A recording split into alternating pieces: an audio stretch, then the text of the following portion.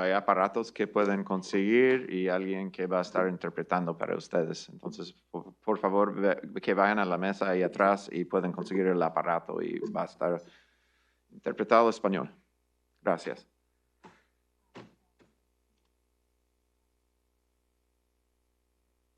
También, si están mirando en el internet, pueden escoger el globo que está al fondo de la pantalla y luego escoger español y pueden escuchar a todo en español. Está interpretado aquí en vivo y también en el internet. Okay. All right. Thank you. We now have the Pledge of Allegiance. Manager Wincombe, would you please lead us?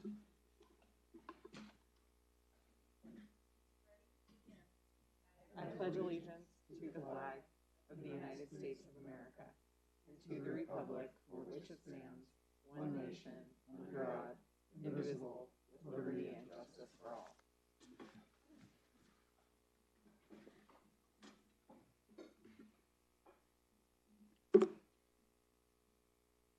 Okay. And moving on to celebrating our successes, Healdsburg High School clubs. Principal.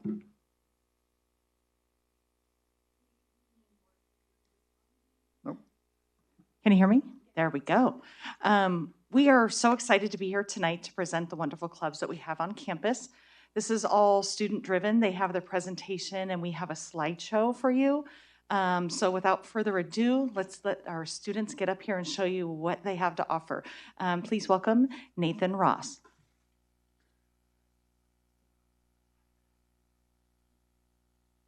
Good evening, Board of Trustees.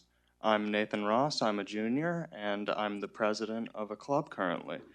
The clubs at HHS are entirely student-driven, which means that they are basically gauged on student interest and formed via a gauge of this. Forming a club relies on 10 students that are willing to join this club and an advisor. It also requires ASB and principal approval. Without any further ado, let's get into some of the clubs that we offer.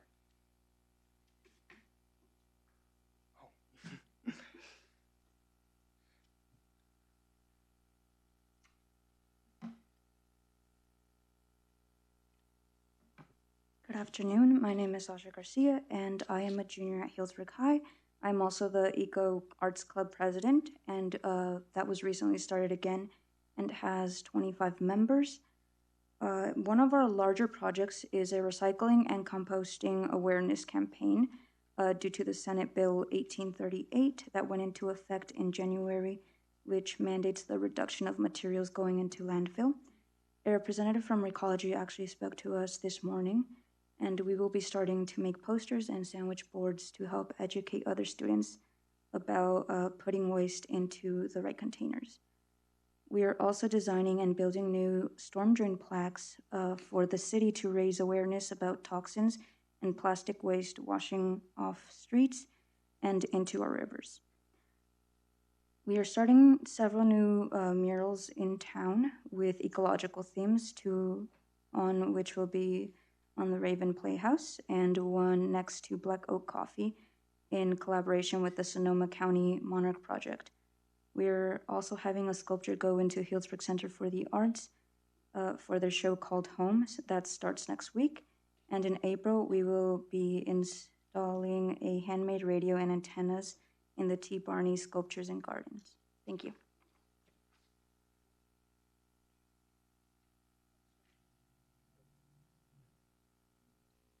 We have some pictures from the club.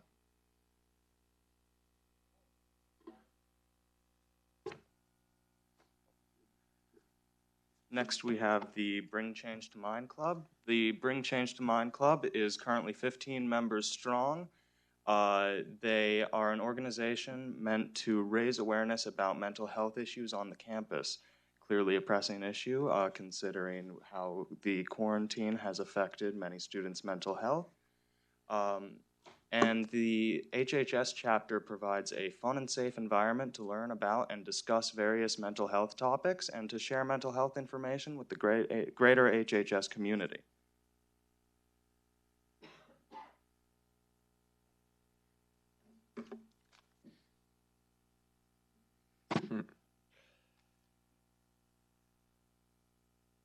Hello, my name is Noe Jimenez Cruz. I am a sophomore at HSS. The reason I joined this club is because you get to use your brain and kind of think about what you start off with, and you like focus more into the game, and what's it, and you what's it called? It makes you what's it called? Think more like in many different ways, and it can help you in like in other like studies, maybe like math or anything, and maybe thinking even more than what you're used to, and what's it called, and more about that. And what we do when our club is starting off, we join in what's it called, a table, and there's a chess board set up, and you sit down with another player, or you could play against the teacher, and you play until whoever wins.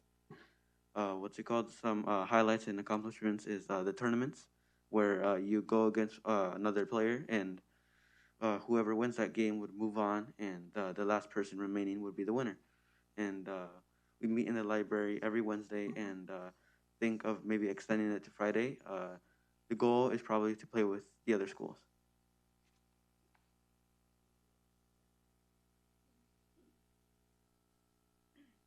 Next, we have the CSF, or the California Scholarship Federation. This club is currently 75 members strong. It is one of the oldest and most prestigious clubs of our school, and students qualify to be members based on their grades each semester. 6 semesters of 10 to 12th grade qualifies them for the highest honors lifetime status, giving them a CSF seal on their diploma, a special sash and tassel to wear at graduation, and an impressive accomplishment to put on the resume and college applications. 4 semesters of their 10 to 12th grade years qualifies them for lifetime status, giving them a CSF seal on their diploma, a special cord and tassel to wear at graduation, and also an impressive accomplishment to put on their resume and college applications.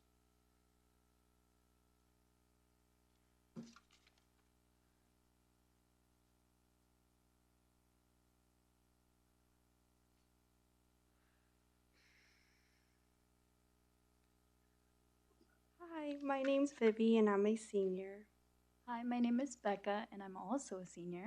We're here to talk to you guys about the Ethnic Studies Club. So the Ethnic Studies Club is a club that talks about cultures, races, and ethnicities in order to promote change and diversity within our community and school as well.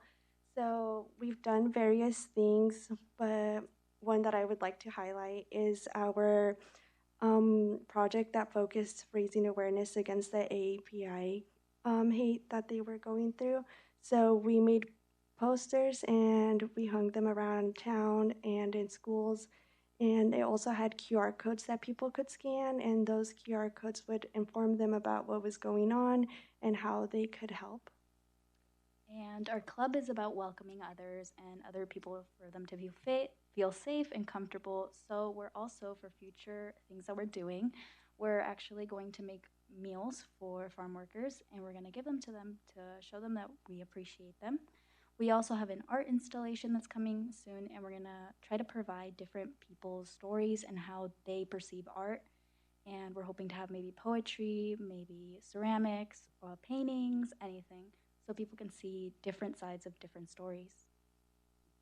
Yeah, so this club was really created to provide people a place where they felt safe and comfortable to just be themselves, no matter their background. I feel like oftentimes clubs and leadership at HHS are like limited to a specific group. Not that they're limited, but there's only a certain group that feels like they belong there. So we really wanted to provide people a safe place.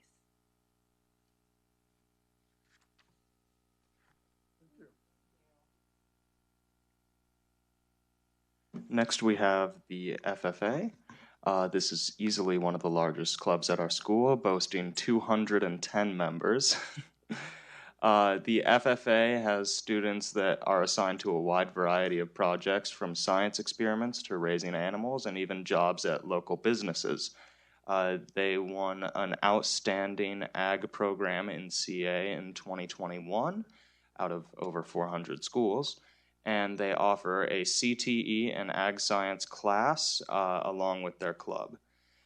They have students that participate in leadership conferences, speaking contests, project competitions, and travel all around California.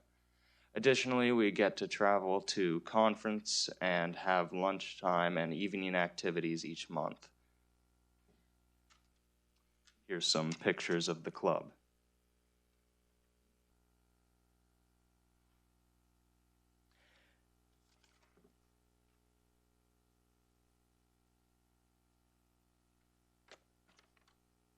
Hello, my name is Bella Lynch, and I am a current senior at Healdsburg High School. Unfortunately, our co-presidents for the Gender and Sexuality Alliance Club could not be here this evening, but I am the artistic director of our club. So for example, I recently designed and led the process in painting our GSA portion of our new mural wall. I joined GSA my junior year when everything was online, so our meetings were predominantly over Zoom, and we didn't do much. We kind of just gathered, but it was still really nice to have a sense of togetherness, even though we couldn't be together physically.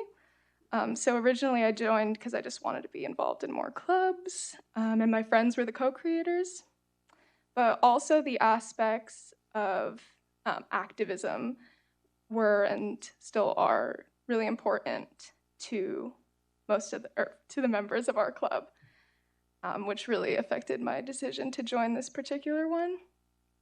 I think that clubs in general are a very important part of educational settings because they create kind of a sense of belonging within your community. And not only that, in my opinion, they can teach a lot of creative thinking and communication skills, which can help you work more effectively, like with your peers. And for GSA in particular,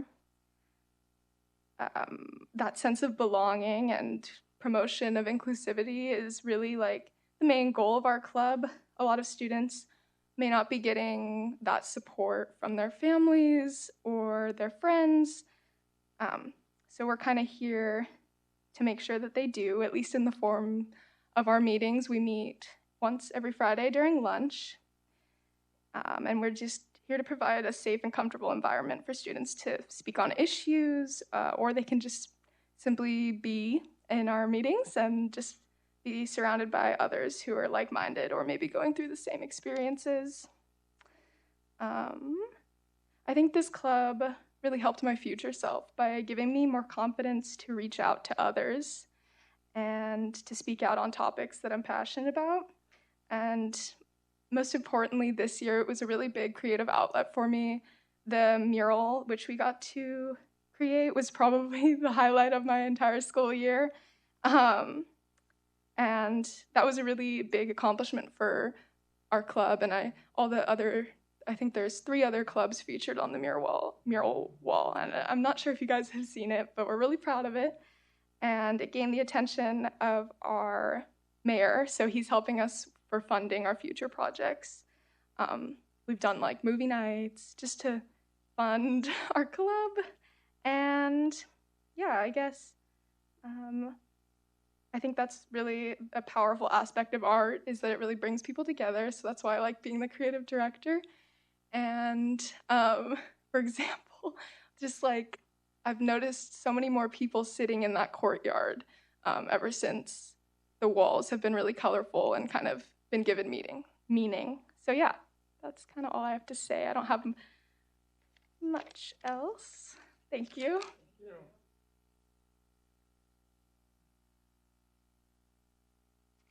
Next up, we have the Interact Club with approximately 40 members. The Interact Club recently had a very successful food drive and a Christmas gift drive. They assisted the Foss Creek cleanup and set up and directed runners at the Turkey Trot. They also helped out at the Sonoma County 50. They have a lot of great projects like that coming up, and it is overall a really great contribution to the campus and the community.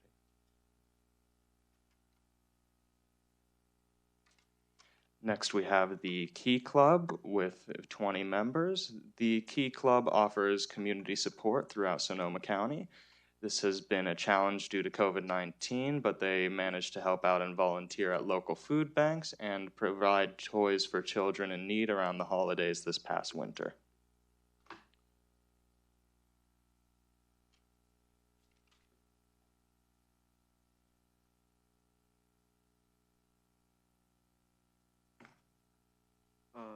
What's it called? The reason I joined leadership was because I tried to get more, what's it called, interacted with all the other clubs that were available, and I was fortunate to find a leadership club. And once I got in there, there were a lot of great students who were expressing their ideas and thoughts to the director, who's Shelly Anderson. And what's it called? We were able to plan a lot of the dances, and many other things that a lot of students were willing to enjoy and have fun with each other. They plan and execute spirit weeks, rallies, and homecoming events, including the homecoming dance. This year's homecoming dance had over 300 attendees from the usual 120. Students are elected to leadership positions, but students can also be part of the club without holding an elected position. And social media managers make sure the HHS student body are up to date on school activities with posts on each class social media accounts and bulletin boards. And I am the sophomore treasurer for leadership. Thank you.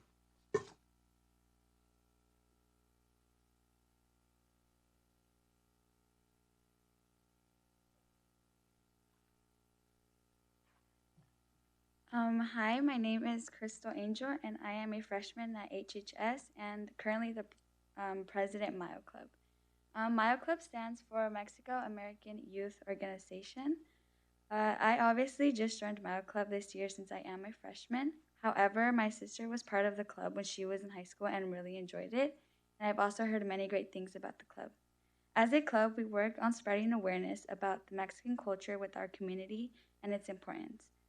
With this said, we try to incorporate awareness not only within our school, but as well as with our community. We've teamed up with Corazon Healdsburg to help with things like El Día de los Muertos event that they host every year at the plaza. And we were currently planning to help them with El Día de los Niños event that they're planning to do with our community. But unfortunately, it interferes with the HHS car show fundraiser that we are also planning on participating in. Mayo Club's main focus is on celebrating cultural differences as a way to unite different groups on campus and in the community. This year, students prepared 3 different events for Hispanic Heritage Month, Día de los Muertos Ofrenda, and are now finishing our mural, which we also helped organize and fundraise with other teams like GSA. Spring events will include Cesar Chavez Read-Along, in coordination with HES, which with the librarian Greta. We're planning to go over there and read to the little kids for Cesar Chavez and a book, as we also did last year, which also very touched the hearts of many of the Healdsburg, like the senator. It touched all of their hearts, and that's what we're planning to do today because we want to show the little ones an example of Cesar Chavez. And many of our parents in the Mexican community, they tend to work like in the fields and outside, and many parents maybe or kids feel like they should be ashamed of that because their parents don't have the jobs as many of their friends do, which is nothing to be ashamed of.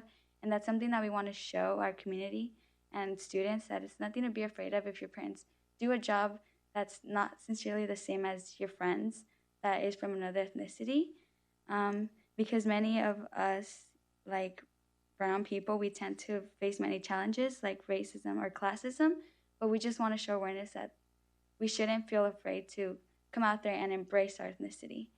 And something else that we're also going to be working on in the future is the car show fundraiser, and we're planning on selling food. So if you guys want to come along, you guys can come. That will happen April 30th.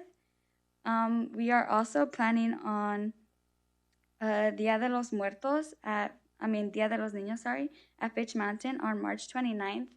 our club is planning to go over there and help run some activities for their lunch, which for us it will be a field trip, but we will also be very fortunate to go help the little kids and show them what Dia de los Muertos is.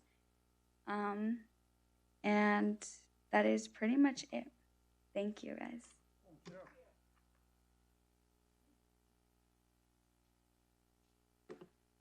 Next up, we have Model UN, which is currently 30 members strong. I'm actually a member of Model UN, and recently we went to the Berkeley Model UN conference. This is a chance for us to research current events and put our public speaking skills to the test by debating different ideas and different viewpoints. It's also a great experience to check out the campus of Berkeley, which I think is in and of itself an amazing opportunity.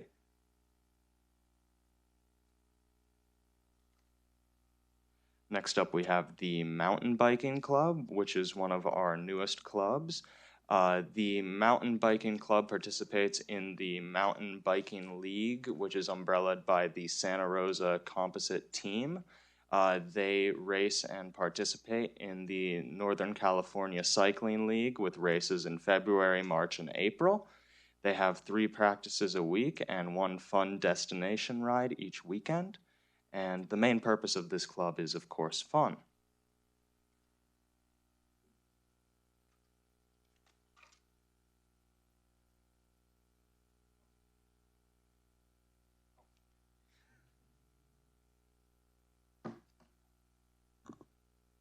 Like all the other reasons that I joined the clubs that I've been talking about is the same, that I've been trying to participate as much as possible.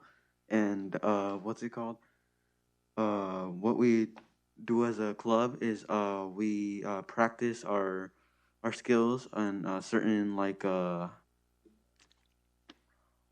certain type of competition. Like right now, I'm competing for customer service, and we'll be going to Florida on April the 20th to compete in many different varieties of competitions. And if we do win, we will have like a 45-minute meeting with, I don't know who, but Somebody important, right? I don't know who, but what's it called? That's what the teacher said, and that's what the teacher said, and I hope to find out who that person will be talking to. Maybe it might be the judges, but I'm not sure. And then what's it called?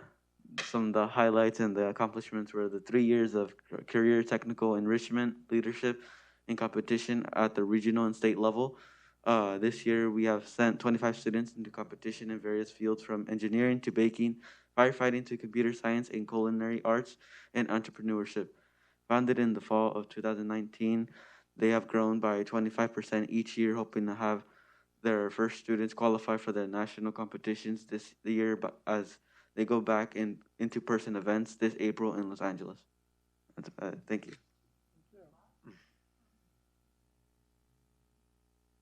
Next up is the Young Democratic Socialists of America.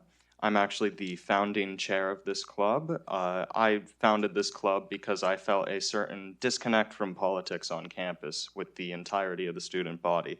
Our hope at the club is to get students involved and interested in politics. We're part of the Democratic Socialists of America, a national organization with 92,000 members and chapters in all 50 states. We advocate for progressive reform, Medicare for all, policing reform, etc. And I think this is a very important club because not only does it appeal to one specific ideology, it actually opens a broad forum for political discourse and opens up a space for people to feel free to talk about their opinions in politics.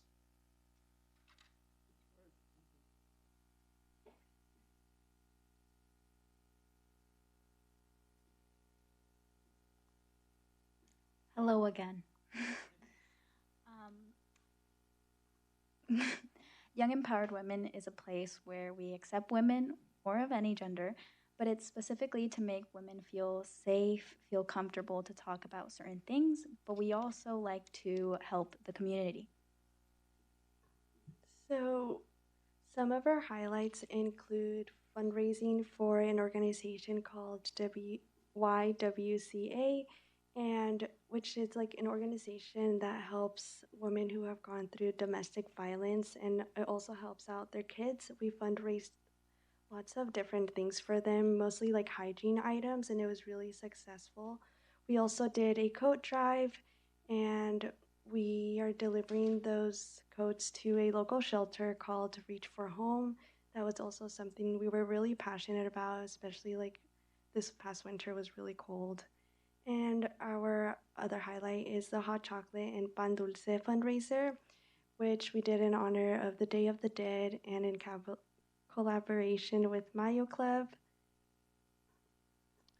We're hoping with the money that we raise from the fundraiser that we'll be able to buy bright pink or light pink cords for the upcoming seniors that are going to graduate to celebrate that they're finally going on to better things because we're all empowered women. Nice.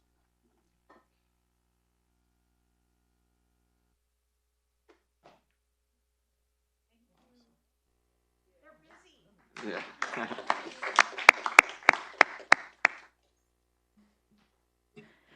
I just wanted to quickly recognize that we have two club advisors here, Mr. Thomas Worf and Ms. Jamie Atwood in the... And Linus. And Linus, Yeah. thank you. Yes, Yeah. Linus is hiding. So, yeah, these kids are amazing, and they need some adult support here and there, too. So, I just want to say thank you all for coming and presenting to us. It is so awesome after the lockdown phase of the pandemic to see you guys so involved in things. So thank you so much for sharing. Yeah.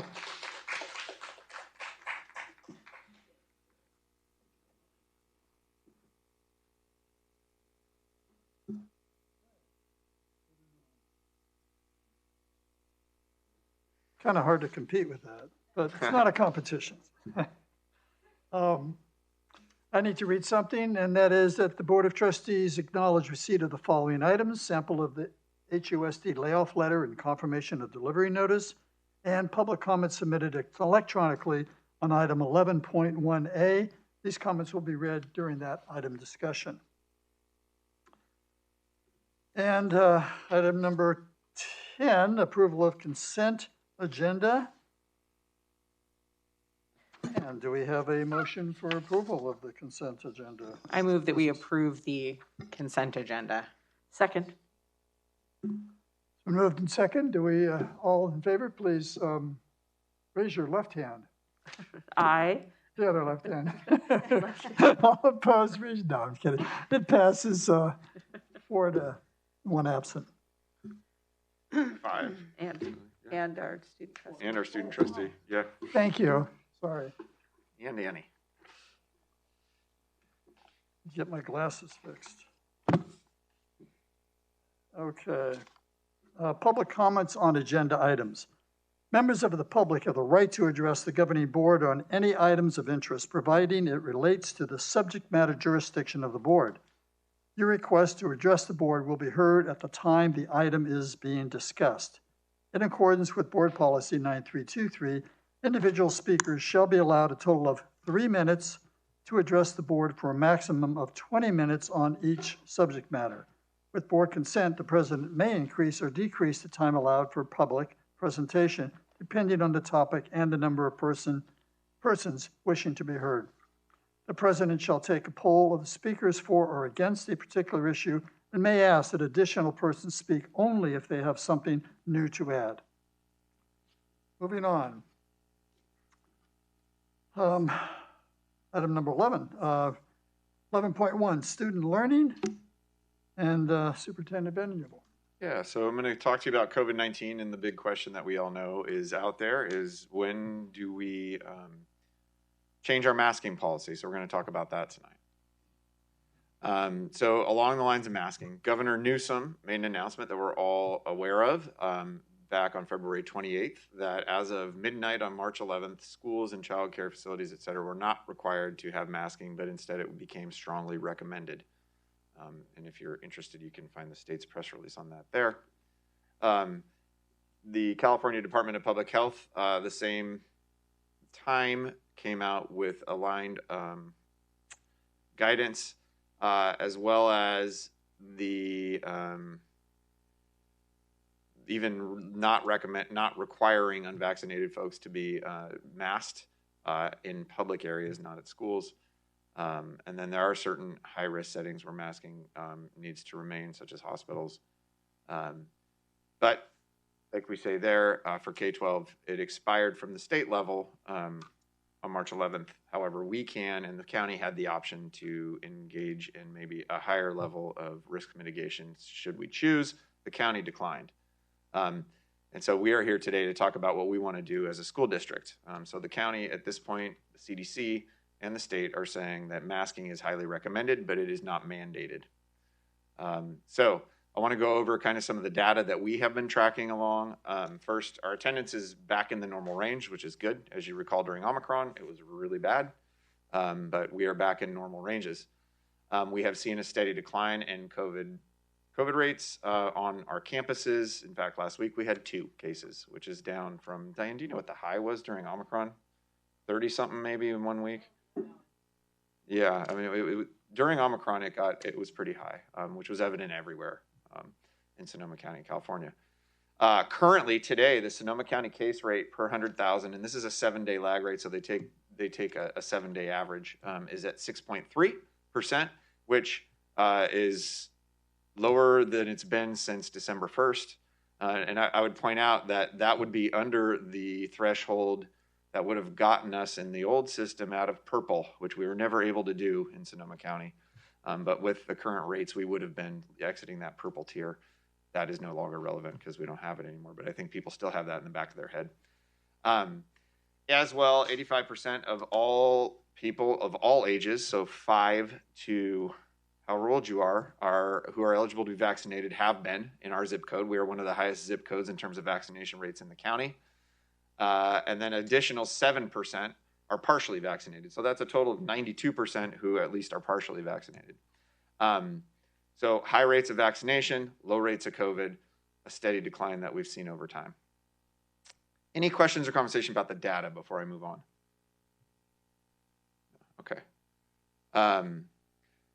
We surveyed our teachers and staff and parents, and as well as the CSEA. I didn't put the CSEA numbers. There were 27 people who took it. It was, and I'll talk to it in a minute. It was pretty split.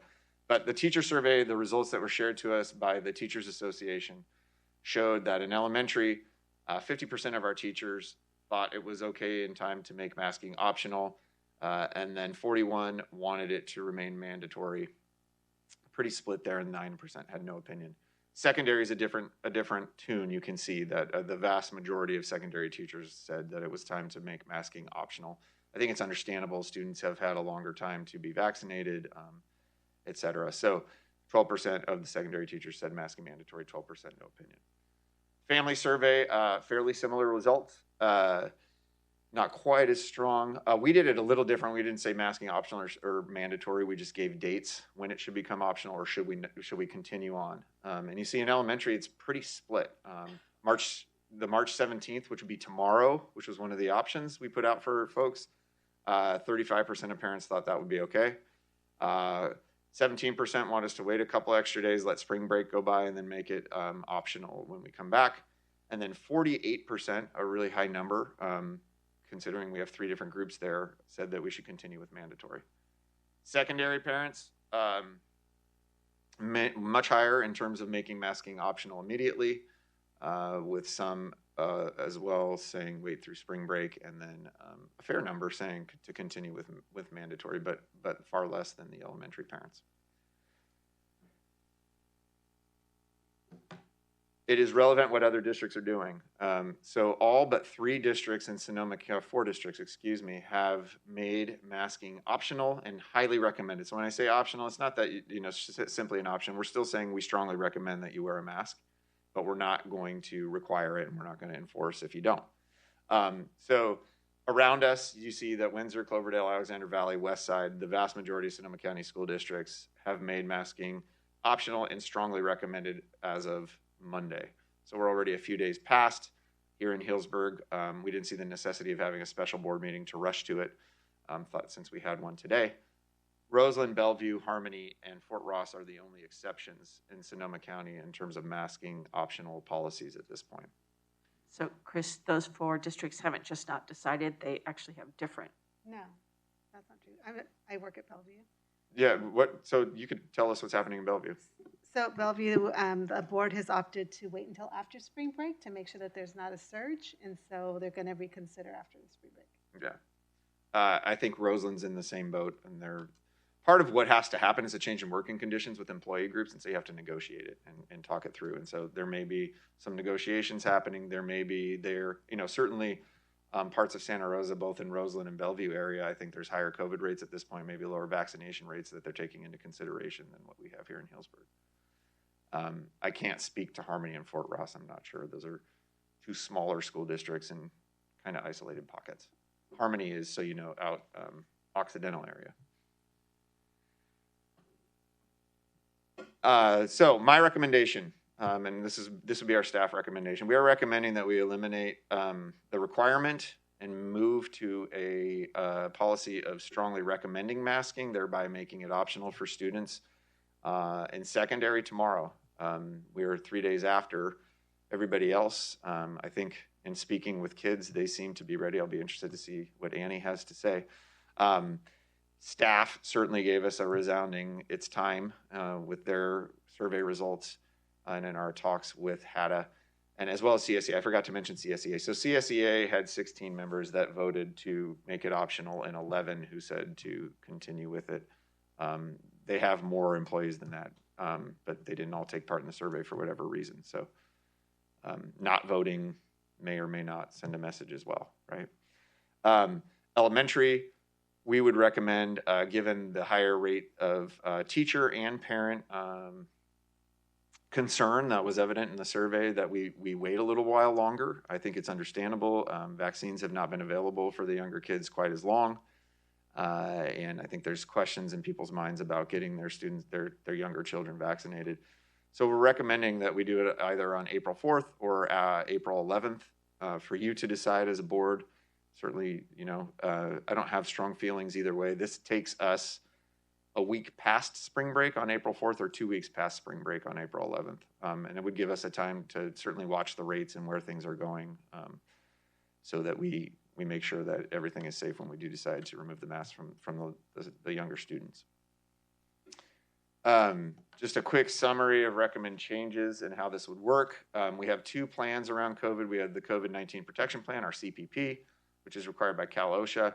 And then we have a CDPH COVID-19 guidance checklist, which is required by the California Department of Public Health. Both of those have been our guiding documents throughout this. When I give you an update and there's a change in policy, we revise those plans to reflect it. So today we would be looking at a revision around masking.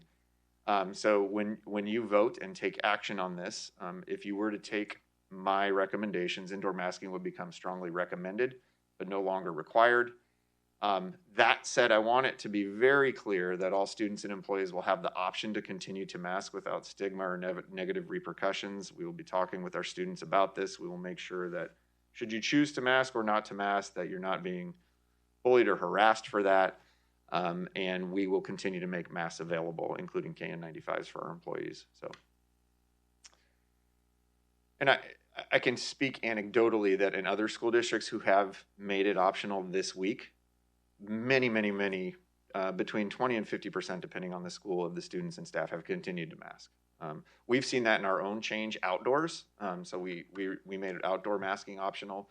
And you can go out at lunch, and there's still a good number of students who continue to wear their mask. And so it's a personal choice that they've made, and I haven't heard anything negative in terms about how students are treating each other, interacting as a result of kind of the difference.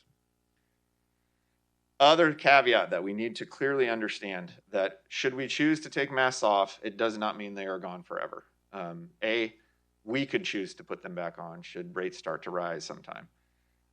When there is an exposure or outbreak in a class, we are required that any student who is exposed wear a mask for 5 days after that. So that's not a choice, that's a requirement. So if you were in a room where the positive case turned up, regardless of your testing, and if you had it, you're going to stay home. But if you didn't, you're going to wear a mask for 5 days. It goes for staff as well.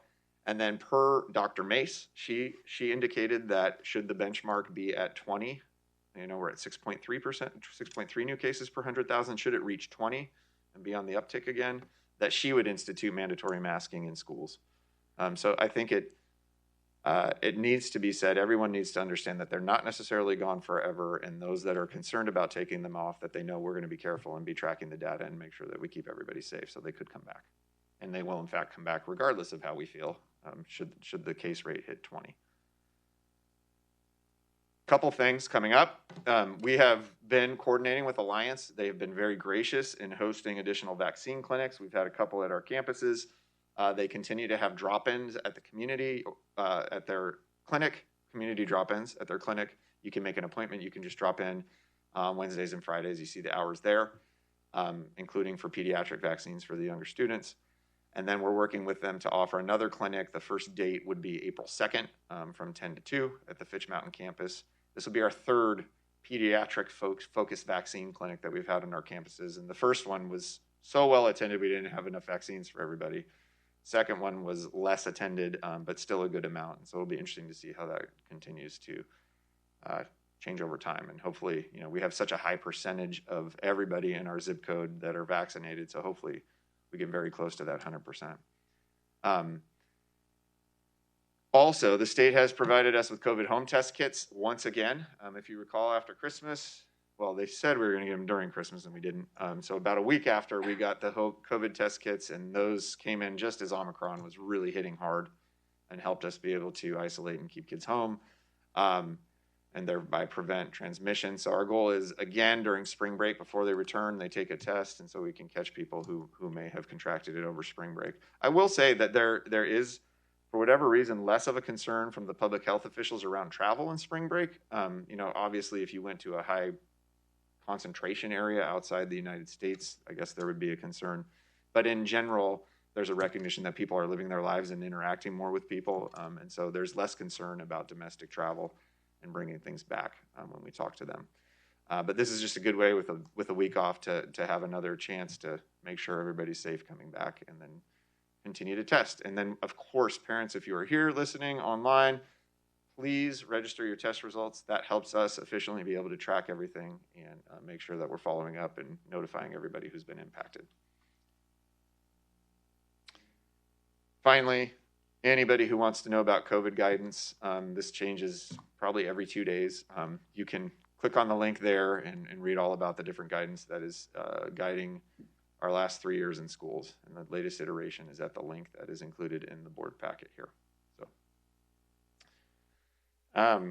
Okay, so the board has a decision before it. I'm here to answer questions. Actually, we should do public comment. I know we have a couple prior to engaging in the discussion. So do we have any cards that are in person today? Or do we just have the online comments that we're going to haven't received any cards from in person. So we do have 3 public comments that were submitted online prior to the meeting, and Karen is going to read them. I want to remind everybody that these are not Karen's words. These are members of the public. Will identify every person who has submitted them. They are differing in opinion, so it would be kind of funny to think it was all from Karen, but just want to reiterate that. Thank you. All right, the first public comment is from Lance McDonald. He is in support of making masking optional, and his comment says, please vote to remove the indoor masking mandate. Our children need to go back to an environment of some normalcy. All of the data has shown the risk of major illness from COVID is very small for younger children. We were all vaxxed, and those of us who can be are boosted. Please end the in-person mandate now.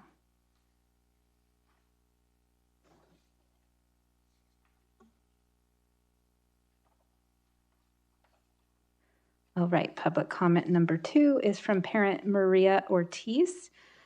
She is in opposition, and these are her words. Dear Mr. Vandenhoevel and Board I'm sorry, is that opposition to the mask mandate? She would like to keep requiring masks. You'll hear it. Yeah. Thank you. Yeah. Dear Mr. Vanden Heuvel and Board of Directors, currently I have heard on the news that COVID-19 is still not gone and is still here in our community, and it's still spreading.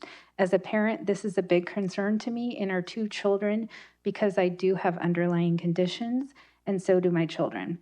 China is facing its worst COVID-19 outbreak since 2020, when the world first witnessed an entire population on lockdown to contain this virus in Wuhan and its surrounding province, China. Currently, China has ordered a major lockdown again of 51 million people in population and is again the worst country to have the virus spreading. As you know, if you are to remove masking, we could have another major spread in our community. This is concerning because travelers are still going to China and come into San Francisco and into our community of Healdsburg from China. We must still keep guard and keep masks mandatory in our schools, as many students do have family in China and are traveling to and from there to our nearby communities. This is why I do believe we must still keep masks mandatory and mandated in our schools until we hear that this virus can be contained. Thank you for hearing.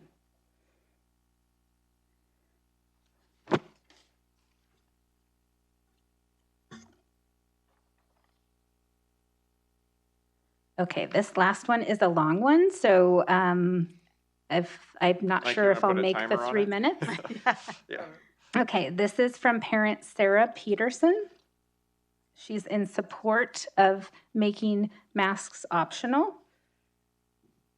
Says, thank you, dear HUSD board members and community. Thank you for your time and service to our community. We have faced many challenges over the last few years that have directly affected our learning community. I have been grateful for the care and thoughtfulness that always shines through when circumstances are challenging. I am a longtime community member, a graduate of HES, Healdsburg Junior High, and Healdsburg High School. I currently have 2 children enrolled in high school. I have been an active participant and passionate about education throughout my education as well as my children's. In volunteering, having school-aged children, and knowing many within our education community, I am concerned about how our school environment affects the futures of each of our students. I would like to address the potential of changing the requirement to wear masks while indoors or at all. There has been a time and a place for wearing masks. Everyone has adjusted accordingly for the better of our community and health. This has been so valuable in many ways, most notable in keeping our school community in person and learning. While distance learning also had a time and a place and kept us connected when it was necessary, the impactful difference of being in person on teaching, learning community, as well as the emotional and mental health of the learning community is obvious and has been commented on endlessly. While distance learning has its time and place, it is a method that is obviously not suited for the growth or health of education. Likewise, wearing masks has been incredibly helpful during the time period, yet holds back a significant aspect of learning and connection. To mandate to continue to wear masks has an impact on such an important part of our learning experience, the teaching experience. The feeling that is created from simply giving or receiving a smile is so immense that our district to hold on the masking when districts, counties, and our entire state is letting go of this practice is to hold our education community's growth at a lower standard. For our community to have a masking mandate within our school community at this current point would be to choose to disregard so many aspects of learning that we know to be impactful and true. Well-known facts about a smile are that a smile alone helps you live longer, relieves stress, elevates mood.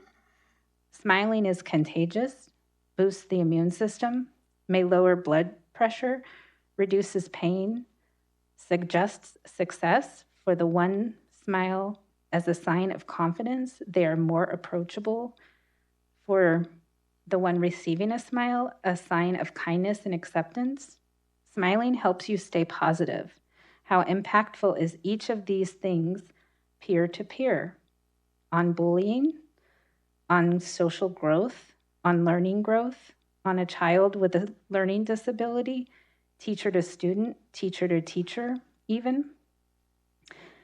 While there are infinite sources of the impactfulness of smiling alone, the impact of facial expressions on learning is even more dire for our education community. 65% of our learning population are visual learners, while only 30% of our learning community is auditory learners. We cannot move forward in education, mental, or emotional health with a mandate to be masked. This is a detriment to the well-being and future of each of these children. One thing I have noticed each of the times we have lifted our mask mandate as a county is the impact of a very simple social exchange at any place, but I will use the grocery store as an example, is the deeply felt happiness at the checkout stand between both the cashier and the customer. A relief at finally being able to connect on a level that, while so simple, affects so much of our sense of connectivity, community, and kindness. I cannot imagine keeping this feeling from our entire education community, but mostly the detriment we would be doing to each of the children by keeping this out of reach. Thank you for your consideration of my thoughts and for your continued service to the well-being of our community. Thank you. Thank you. Can I ask, before we jump into discussion, we hear from Annie for a student perspective? Sorry to put you on the spot, Annie, but I'm assuming you have some thoughts. Yeah, you're good. So I actually have a cousin who is a student trustee at Windsor, and they obviously lifted their mask earlier, and so he was talking Is that Kai? Oh, yeah, Kai Your Heflin. cousin? He's my cousin. He's pretty cool. Yeah. Anyway, so we were talking, and he was saying that when he did his, when he was doing this, he had beforehand reached out to all the students at his high school and done a survey for what they felt and then voted based on that. And I thought that was a really great idea because a lot of our high school students can actually vote in real life. So why should they not be given a chance to vote for this? And so I sent out a survey to all the students. I gave you guys a copy of it. Basically, it's just a really short Google form. It said, would you like there to be the option to remove masks at school? Does not mean you or anyone else must remove their mask. And it's kind of hard to see because it's printed in black and white. But the smaller portion, 28%, is no, let's continue to require masking at school. And the overwhelming majority, actually greater than 2/3, I looked it up, is yes, let's not require masking at school. So I think, as Mr. Van Hubel said earlier, anecdotally, people are ready for it, but also I will be voting, because that's what I said I was going to do in my email, for yes, let's not require masking at school, because that is how the students of Healdsburg High School in a majority feel. Thank you for your time. No, thank you for your work and diligence on that. Appreciate it.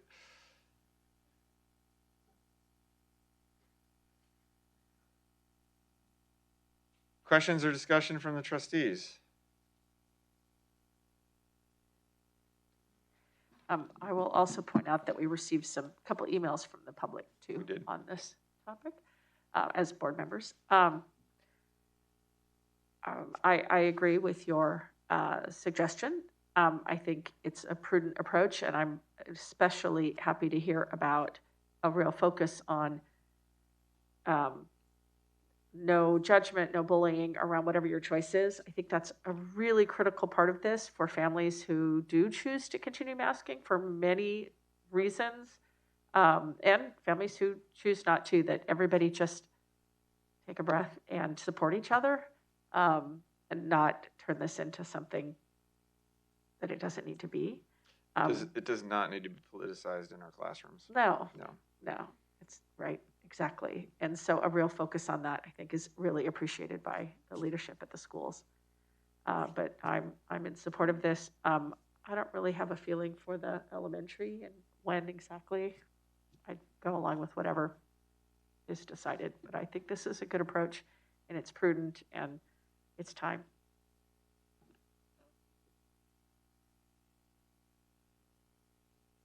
Other trustees, please. Well, I agree. I think it's time to make it optional. If families are uncomfortable still and want to mask up, that's their prerogative. We're not saying that they can't. And same goes for staff. I agree about being able to see a person's lips, especially as a language learner. Absolutely. It is so critical for our little guys to be able to see how lips are formed. And I think about how sad that for so long, by no fault of anyone, right? For so long, our students don't even know what their teachers look like. They had an inkling of it last year because they saw them on Zoom via camera, but to see their teacher unmasked, they haven't even seen their teacher unmasked this year. So how exciting to be able to see them smile and their expressions. And so I'm really excited about that. Yeah, I will share. Like Rose brought up that there's some elementary students whose memories don't go far back enough to remember before masking. It's kind of all they know. So it's going to be a transition for some students, but hopefully a happy one when it happens. And I think the public comments about smiles and being the body language and facial expressions a huge part of language and communication. We miss it with the mask on. So. Yeah, I agree with the other trustees for the most part and with your recommendations, which I think are really reasonable, especially given that we're operating, within a community of other districts and within kind of the general public. And it does seem that, if you walk into a grocery store and, 70% of the people are unmasked in there, that, students are observing that as well and need to see people's faces. I guess I just want to raise something that was on my mind, but then I also heard from some members of the public that for younger students, there's a much higher likelihood that they have younger siblings that can't be vaccinated yet.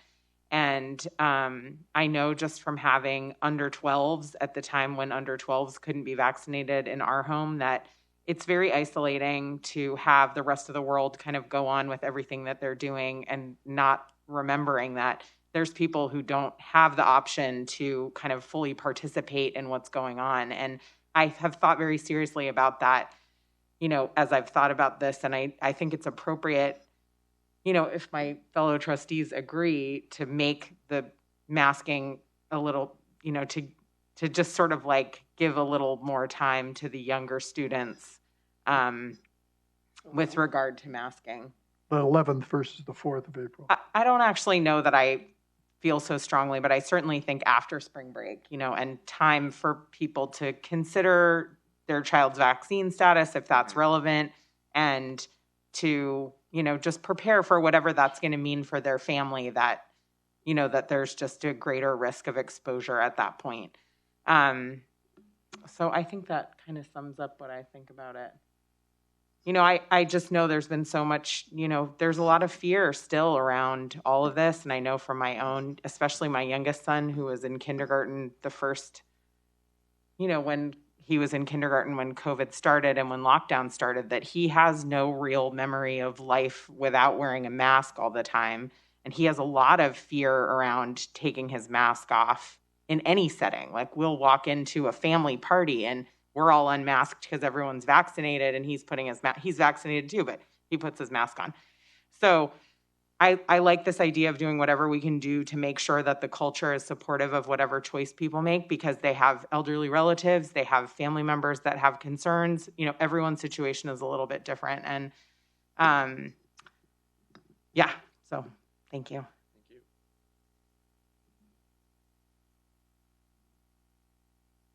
Trustee Delray, did you comment? Did I miss something? No, she commented. Yeah. Okay. No, I'm teasing. I would agree that we wait on the elementary to the 11th. I'm always, err to the side of caution. I hear certainly what Sarah Peterson said, and she's right on. And certainly what Trustee Roma-Flores said, and all the trustees, Trustee Peterson. But I think as I look around in my travels, I was down in Central California this weekend, very few people are wearing a mask, maybe because it's near the college, but I was concerned. I have to be honest with you. I put a mask on and then after a while I didn't, and then I felt better. But I think we have to make it abundantly clear that it's okay to wear a mask. And I think as Rose said, we have students that have little brothers and sisters that can't get vaccinated. And I think also extending it to the 11th hopefully gives parents the time, and if we advertise this well, to get in and get vaccinated at Alliance. So that would be my recommendation, or to go with your recommendation of the 11th. So are you making a motion? Thank you, Superintendent Ben. So I will make a motion that we take the recommendation from the superintendent with the April 11th date for mask removal at the elementary level. Somehow you got that. Secondary, we start tomorrow. St. Patrick's Day. Yeah.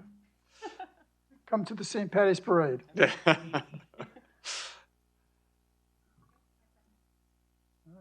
Any comments or questions? Okay, all those in favor, raise your hand. And we have a 5-0. All right. So principals, please let your kids know. All right. Yeah. And please, we may make a concerted effort with staff to make sure they talk with the kids about making sure it's without stigma, right? That we respect people's choices. So, and I know there's going to be staff for sure that are going to continue to wear masks too. So, and if I make a comment, I just want to celebrate the work of our teachers, of our classified staff, of our administration, and of our school administrators, and mostly our kids, for basically sucking it up for the last 2 years. That's all I have to say. Thank you. Yeah, and they've done an incredible job. The compliance has been super high. So thank you. Yeah, I have to say, I have a lot of personal relief and a lot of personal joy at seeing people's faces again. And so there's that, along with, fear of the transition. So it's exciting. Thank you.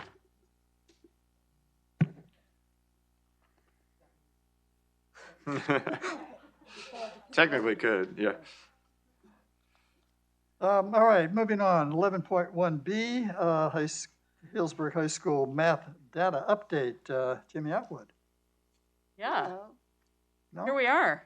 So I'm going to just introduce Ms. Atwood here. She's going to take the show on this one. I just want to say thank you, too. This is, as I put in the cover sheet, this has been a 6-year process, right? We've been at this for a long, long time. And not for trying. We've tried benchmarks in math in many different ways over the years.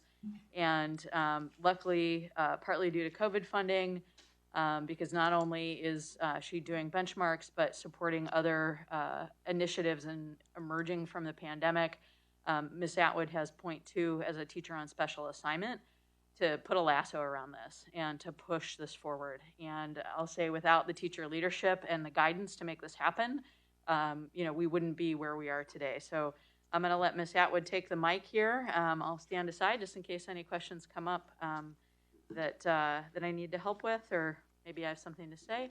So thanks again. You've really made this a good thing, and I think something that we're learning from and is usable data. So it's been strangely fun.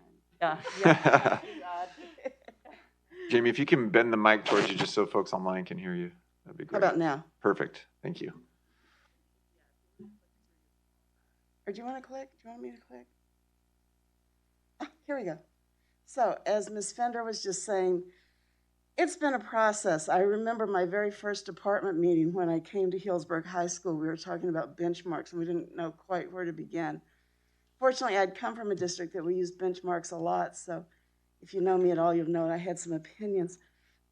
So we started off, at that point, we had a math coach, and we had just started implementing the MVP curriculum, and we phased that in, starting with IM1, IM2, IM3, and our thought was, okay, we'll teach it a year, and the next year we'll benchmark it, and we were using our education software, which was ORS, if I recall correctly, and we did our benchmark using that, and it was a spectacular failure. And well, basically, we were teaching one way, which was idea-centric, and then testing a way that wasn't idea-centric, and the kids were like, I don't even know what you're asking me right now. So we decided it was time to start again, and the easy way out wasn't the right way out. And we started developing our own benchmarks. We started that in the spring of 2018. And the benchmark was great, but it was not sustainable. It took too long to grade it. It took too long to deal with the data, and so it was like, well, that was a nice try. And then we kept developing it. In 18, 19, we did benchmarks in IM1, IM2. We were getting better at it, and COVID. So it gave us a chance to reset. We figured out it had to be sustainable, and they should reflect our instruction to allow meaningful analysis. And writing a good benchmark isn't something you do without spending some time thinking about it. And if you give the test and don't analyze the data, you've wasted everyone's time. So you've got to be able to look at that data and see what they tell you. So I got to be toasted this year, and it's given me some time and space to think those thoughts and write those things. We decided when we restarted this, when we came back together, that we had this idea we were going to do 6 benchmarks, and that was crazy. And we decided 3 benchmarks were good enough and would give us the data we needed, and we'd be able to keep up with it. We decided we had to grade on a rubric because going through, it's really a different philosophy. When you're grading one student's paper to say, Annie, did you understand what I taught you? You're going to look at it and you're going to grade it one way. When you want to say, how did I do teaching the class? You want to grade it a different way. And so that really, it took us some time and a lot of discussions to understand a student test and a benchmark test are different animals. So we worked through that, and then this year I've been developing benchmarks. We just gave our second set. I don't have the data from the second set yet, but they'll be out before long. And we also have decided to pilot this year giving the STAR benchmarks, and I just realized I should have capitalized all of that. We're going to be giving the STAR benchmarks like they do at HJH. We gave our first set in March. We wanted to give it earlier, but we realized that the first week in March was literally the first week this year after that we had the students for 5 days because of internships and holidays and this and that. So we gave those. We liked the ease of giving it. We're still looking at the data. So that's where we are right now. Okay, we're giving 2 different kinds of benchmarks. Why?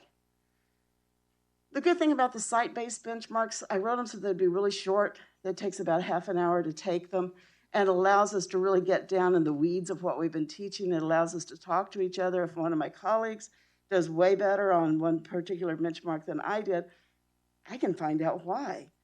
But the teachers have to score it, and we have to analyze it.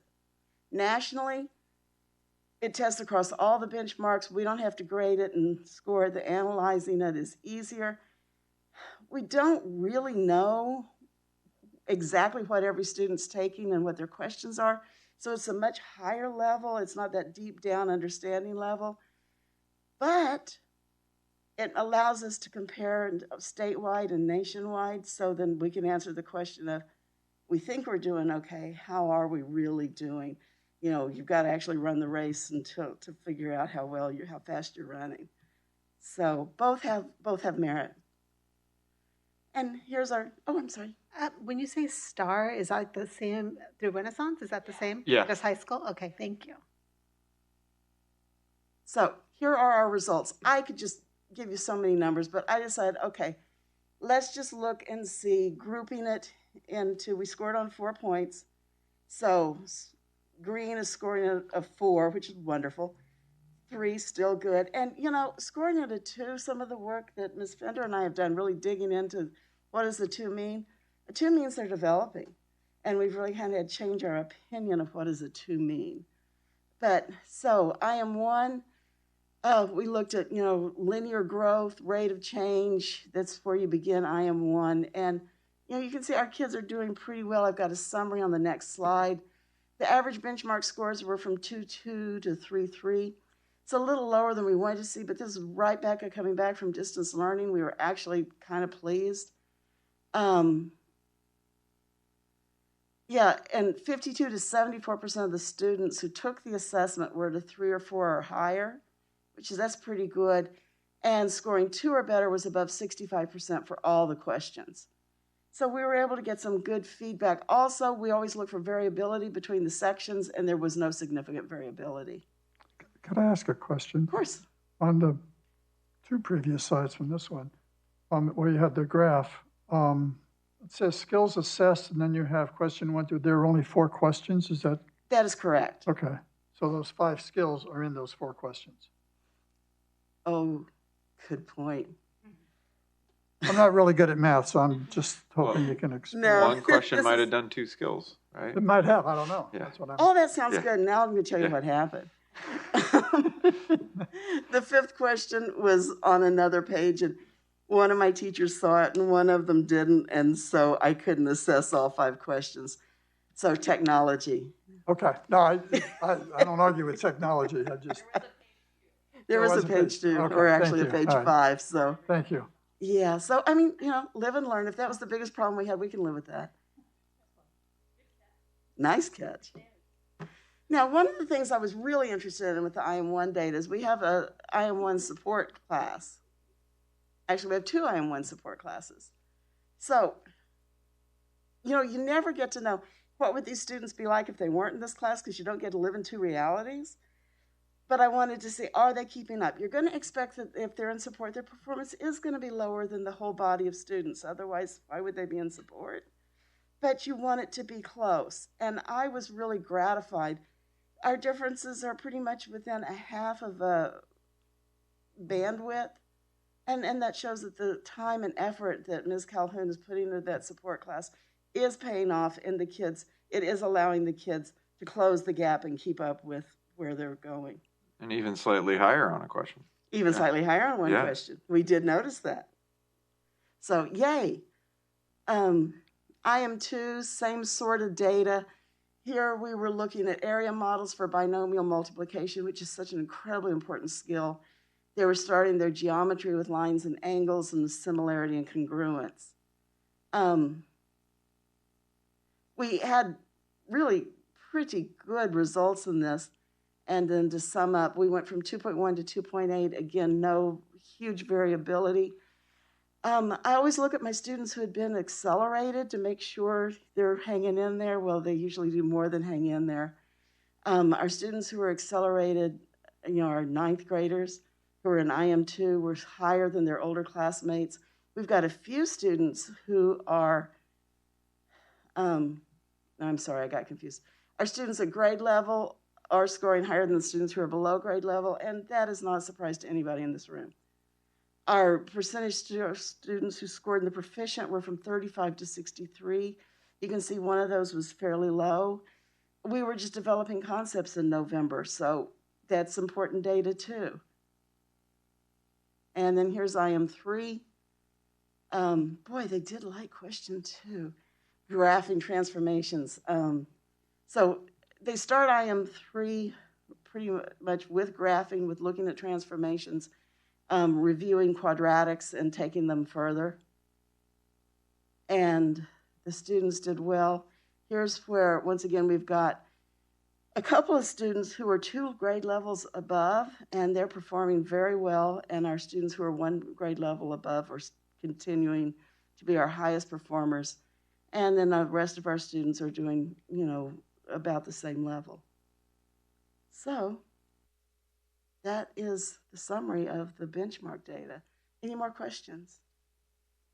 I was really fascinated by your comment about structuring tests for use by you as a teacher as to your effectiveness versus testing the student's knowledge or understanding of the concept. Are the benchmarks and or STAR testing, how do each of those fall into those 2? The benchmarks are written to assess the class, and that's why they're so short. I don't need to know, I'm going to pick on Annie again. I don't need to know, is her level here? Does she understand this little quirk with this problem or this or that? What I need to know is, these are the 4 most important things that I've taught over the last 3 months. Here's a question that represents this. Do they have good, solid understanding? And grading on a 4-point rubric, if a student makes a casual error, a sign error, an addition error, they still get 4 points because they're showing that they have good, solid understanding. So the 4-point rubric, has been fun to watch the math department. They're believers now. In the beginning, it was like, no, we've got to score these half points. It's like, oh, Lord, no. And now they're really starting to understand. And one of my colleagues takes the test and separates them into piles. and then looks at the piles to see if those scores are consistent before they give them a score. And I'm like, ooh, that was smart. The piles representing what? Like this test Each is number. a 4, this test Oh, is a thank you. 3. Yeah. And then you can kind of go through to make sure you're consistent.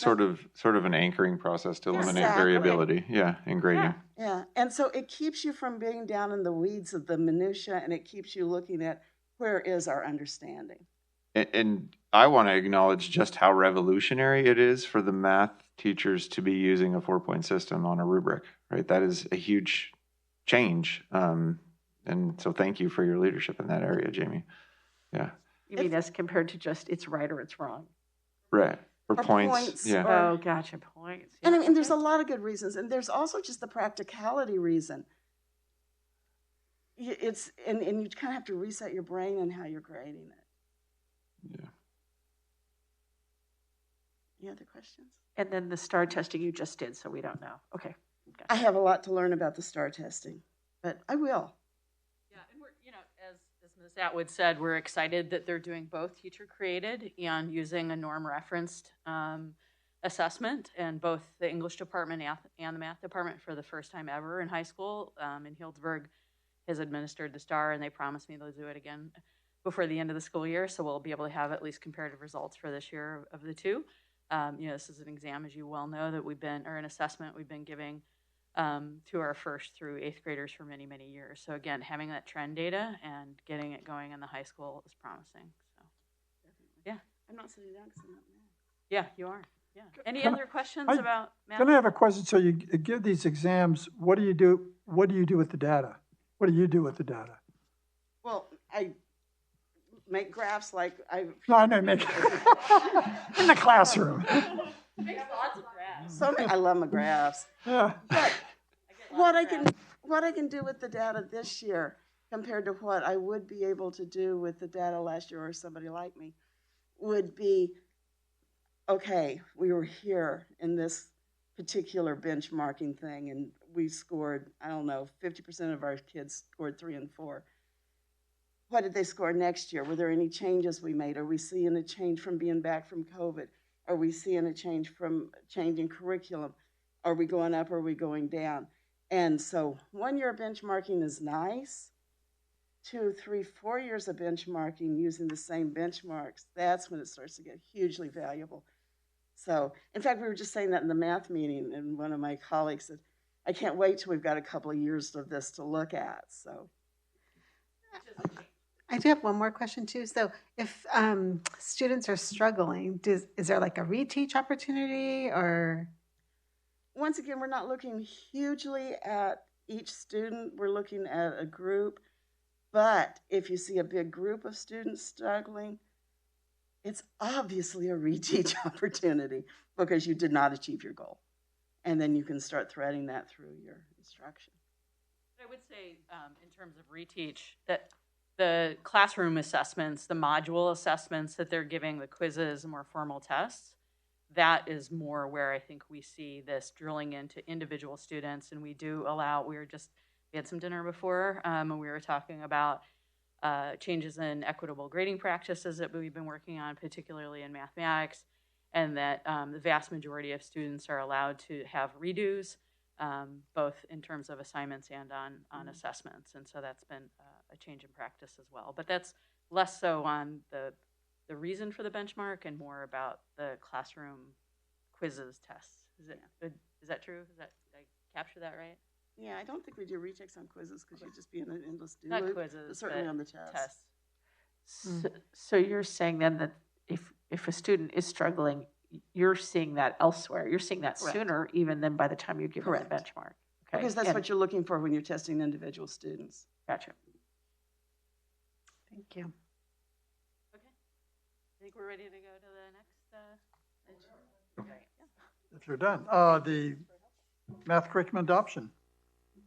Okay, in alignment, right? We've been our big instructional curriculum focus in the district for many years. English language development and mathematics have been two things we've been whacking on for many, many years. Back in 2018, we had a district-wide effort to write the Math Innovation Design Team plan, and that is not a lost document. It was one of the first things I emailed our new high school principal. I was like, please read this, even though it's from 2018. But putting what's on that document into practice has been where we're at. 2 years ago, the junior high requested to pilot CPM.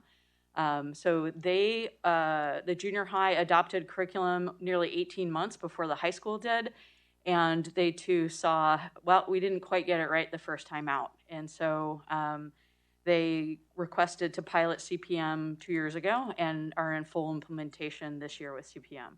And Robin's here and can maybe field a question if we need to talk about how CPM is going at the junior high.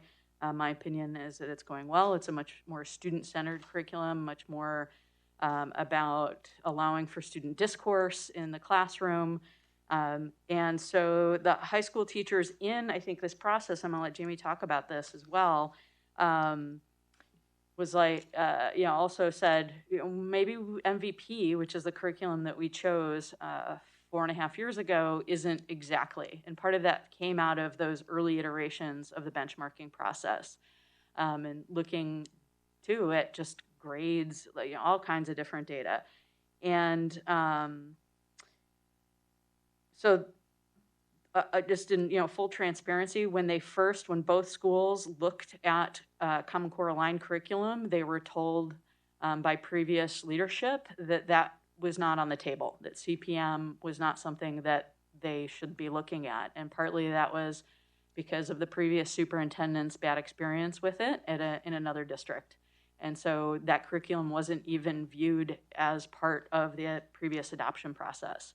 And I was like, well, times have changed, let's put everything on the table. And so the high school has been piloting CPM in all of the integrated math courses. So integrated math 1, 2, and 3, they've been piloting this year. And they like it. Mikey likes it. And are seeing some differences in student understanding and differences in just the culture of the classroom. So, the top bullet there, Ms. Atwood talked about early data, and the classroom-based assessments show an increase in student engagement and achievement, and that early data from STAR is coming at combined looking at what's happening at the middle school. We believe that CPM curriculum is more rigorous than the MVP curriculum, that we're going to be able to get more students into higher level mathematics courses. CPM has been around for 30 years. It was developed by the University of Chicago before Common Core was a thing. So, when Common Core came on the scene now 10 years ago, believe it or not, CPM's like, oh, we got something for that. We've had this collaborative type of learning in the classroom. We've had this student-centered problem-based learning. And so, they've upped their game. They've revised it a lot over the years. The digital component is robust. And so we are excited to discuss tonight the hopeful adoption of CPM for integrated math 1, 2, and 3 starting next year. It does cost a significant amount of money. It's a $68,000 investment that would get us this curriculum for a 6-year time period. And one thing that's worth noting is that we spent very little money on the MVP curriculum. It's an open source curriculum. It came free, for the most part, out of the state of Utah. It's the state of Utah developed it out of their Department of Ed.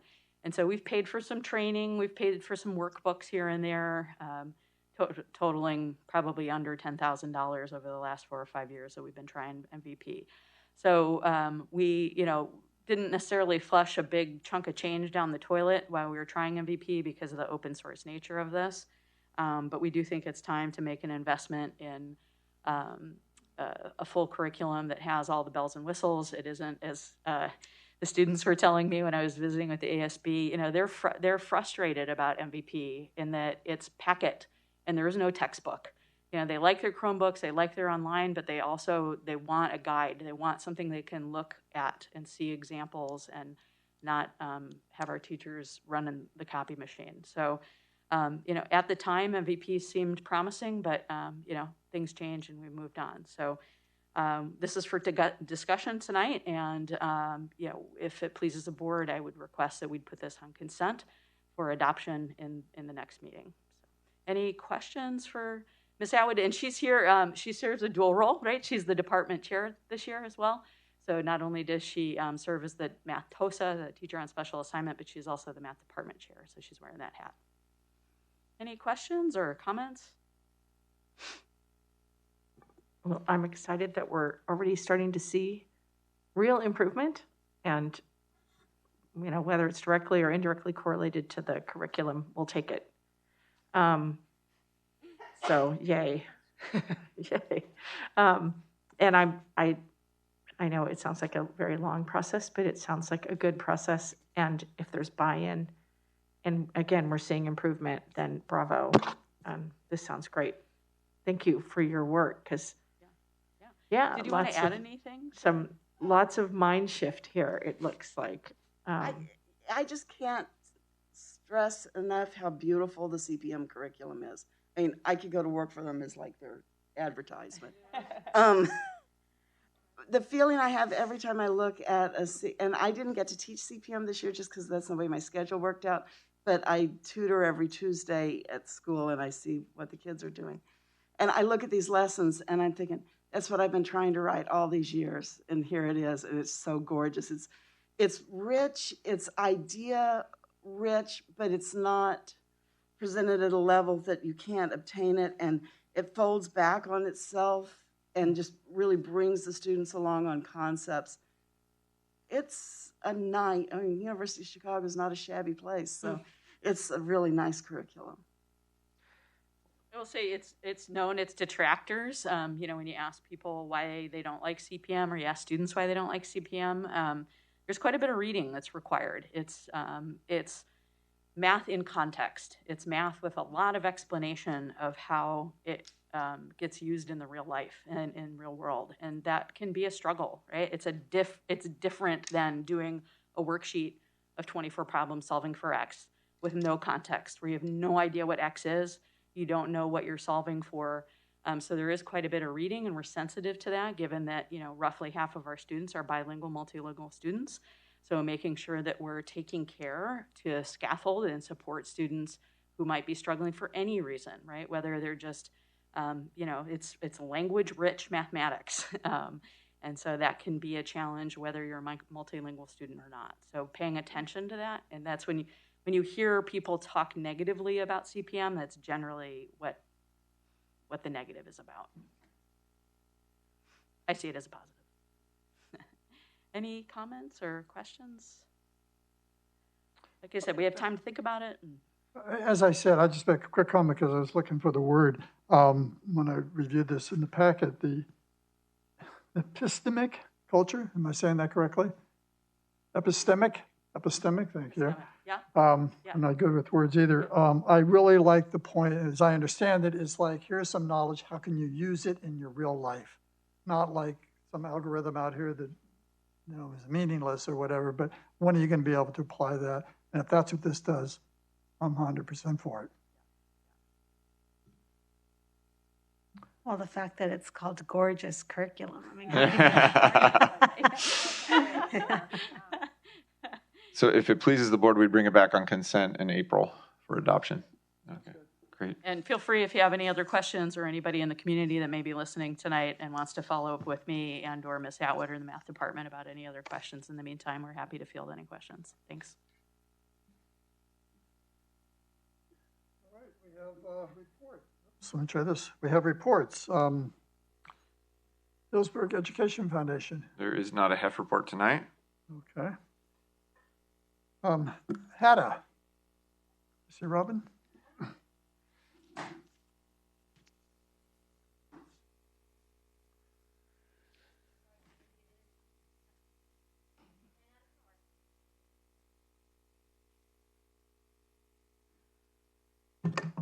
All right, can you hear me? There we Yep. go. As I've said before, I'm so proud of the Healdsburg teachers. The teachers are working harder than ever to offer engaging instruction and build thoughtful relationships with their students. The teachers are tired, but they're happy to see all of the growth in their students this year. We are in the midst of negotiating, as you know. The district still has not provided HADA negotiators with a compensation offer, and does not plan to do so until April 5th. The district has stated that they cannot give us a compensation offer until after the second interim budget is presented and reviewed by the school board tonight. This continues to be Healdsburg School District's practice, despite many neighboring schools' district's ability to review the budget earlier than the second interim and make a compensation offer. HADA looks forward to a fair compensation offer from the district April 5th. Redwood Educators Conference is happening in April for the teachers, and many of your teachers have signed up to attend this conference in Rohnert Park. The teachers are provided dinner, an evening guest speaker, a night at the hotel, breakfast and classes the next day, and the cost, you ask? Free. They're very excited about it. The teachers would like to continue to focus on just a few things, no new things. Let teachers work with a few things they have and do a really good job and determine if they're effective or not.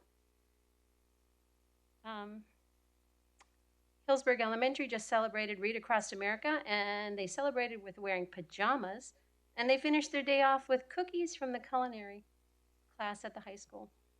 Fitch Mountain also celebrated their pajama day, and the students were very happy about the opening of the puppy paw store. You get to use your puppy paws to buy stuff. The district said that they would share access to the Youth Truth Survey, and the teachers are very happy about looking at this data online. Just a reminder, HADA meets with the district once a month to discuss concerns, ask questions, and learn about the board packet. The minutes from this leadership meeting will be emailed to you shortly to keep you updated with what the teachers are talking to the district about. We are a small school district, and the teachers are very much interested in communication and collaboration with all the stakeholders on critical decisions in a timely manner. Thank you for all of your help and support. Thank you for supporting our request for needed materials. Thank you for reaching out to ask questions. Thank you for your leadership. Thank you for considering CPM for the high school. And if you have any questions, please feel free to contact me. Thank you. Thank you, Robin. CSEA. We have CSEA online. Is she going to share? Okay. Brace yourself. Susie Von Arks, who is the registrar at the junior high, is the president of CSEA.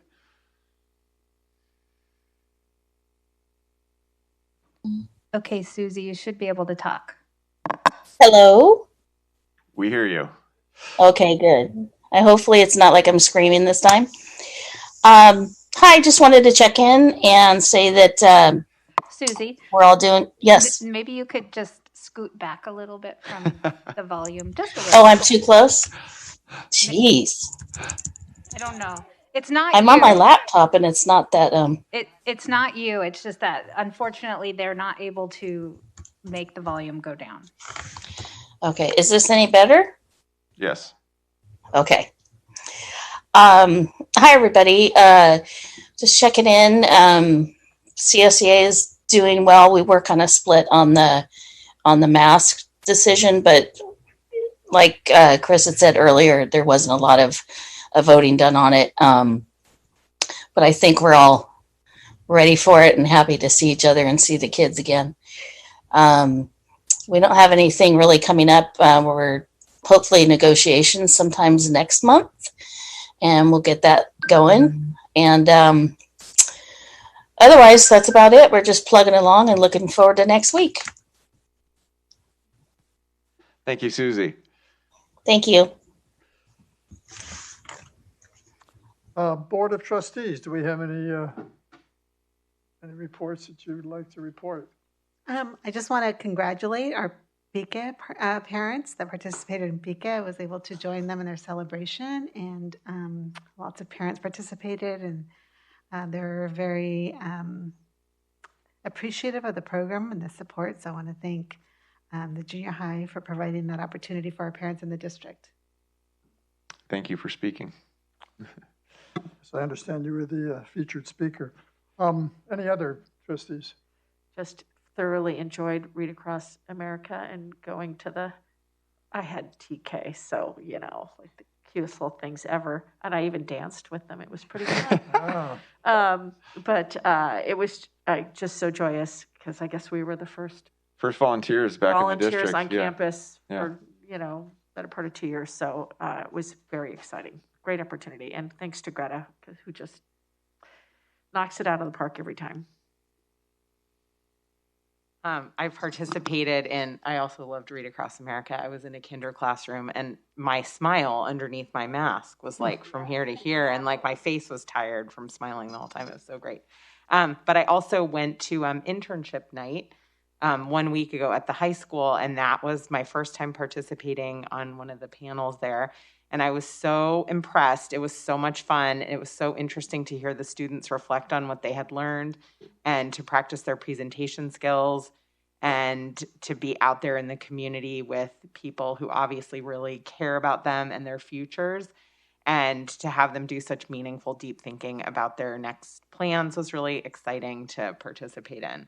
And I just thought what a wonderful opportunity it was to imagine that all the classrooms were filled with students, who were learning just as much. So just a super congratulations to Shelley and to all the students who participated. It was really cool.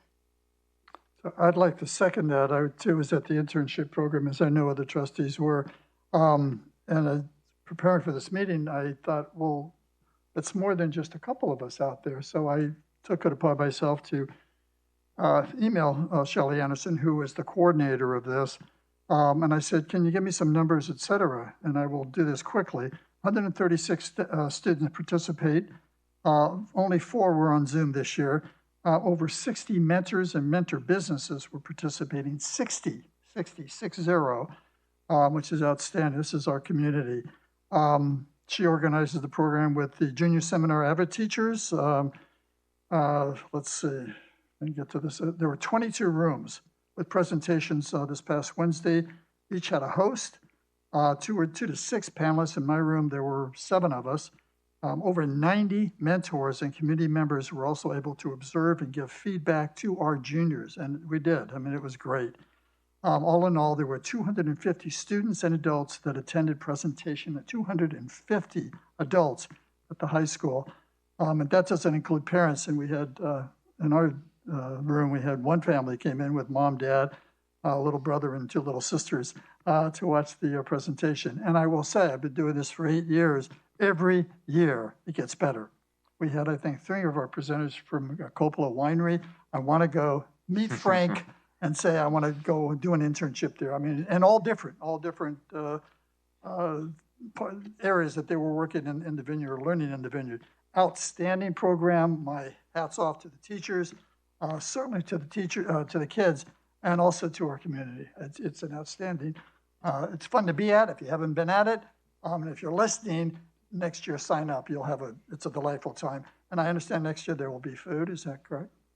I'm just kidding. Yeah, and we are planning. Let's go for the food. The last couple of years, pandemic restriction. Yeah. Shelley Anderson and a number of students will be presenting at the board meeting next month, and so you'll get to see a handful of students kind of recreate their presentation. So they'll be here with us as we tend to do every year. So we'll get a bigger taste. There's a nice preview there, Trustee Palmisel, for next month's student presentations. Yeah. Looking forward to that. Our student trustee.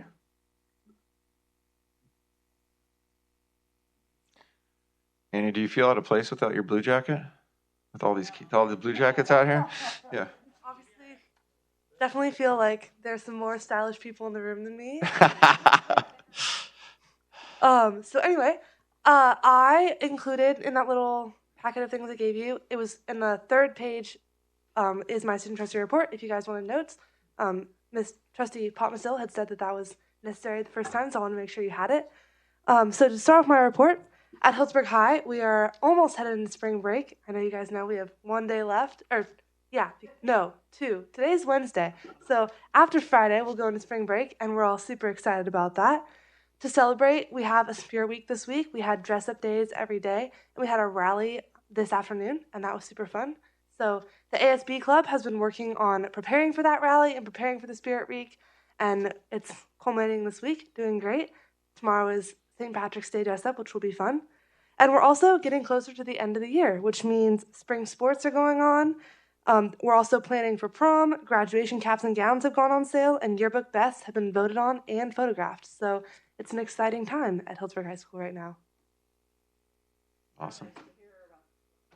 It's so nice to hear about those normal things, isn't it? Yeah. Bravo. And stuff. Sports and dances. That's Yes. the best. I'll stay up here because I think the next thing is the FFA highlight. Yes. We're going to take a break after the We're going FFA to take a goes. break so you No, can. Mike, it's after. Yeah. Thank you for pointing that out to me. I didn't mark that on my calendar. I was hoping for a break now. No, I'm just teasing. Okay, Trustee Peterson, take it away.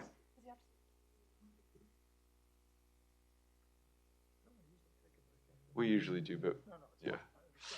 Yeah. They had something before, so they couldn't be here. So we told them 7:30-ish. Yeah.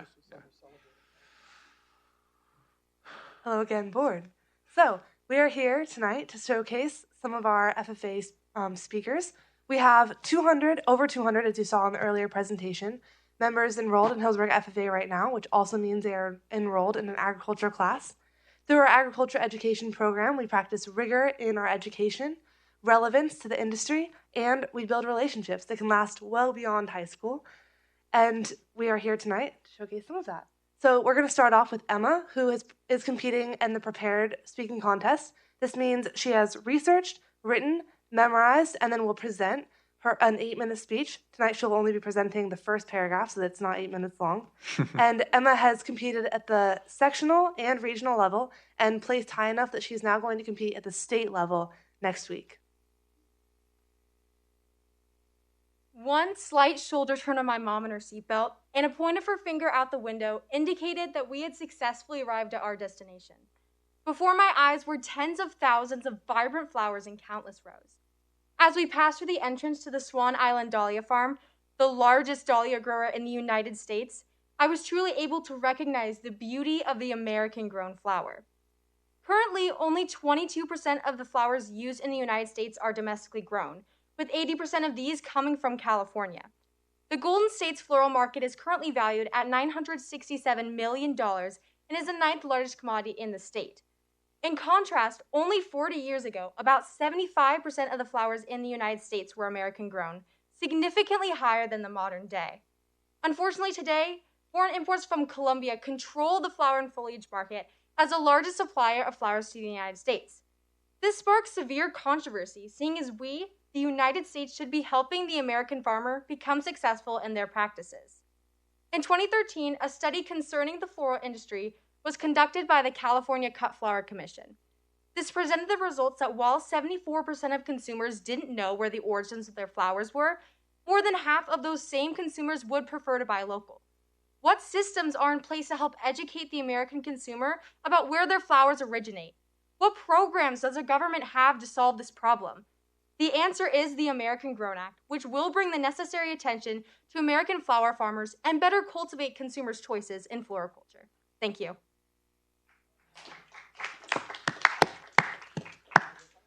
Thank you so much, Emma. So next we're going to hear from Joey, who has memorized the creed of the FFA. It is quite a few paragraphs long, but she's only going to present the first paragraph. And she has competed at the sectional and regional level, and is again going to compete at the state level. She also during her speaking competition, she is prepared to answer questions on it, and she'll not do that tonight, but it's also something you should keep in mind. She's very prepared. The FFA Creed by E.M. Tiffany.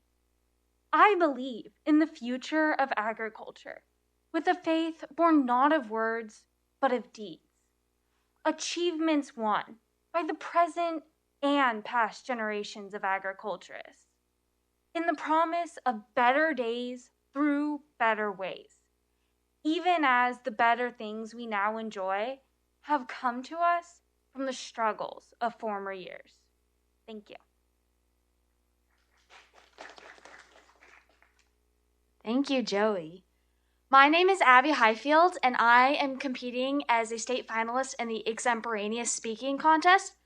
I will not be demonstrating it, but rather explaining it to you. So I have collected an extensive amount of research and materials which I am able to bring to this competition. I pull a topic from a hat relating to agriculture, and I'm given 30 minutes to write a 4 to 6 minute speech, which I then present to a panel of judges, which then give me 3 minutes worth of questions.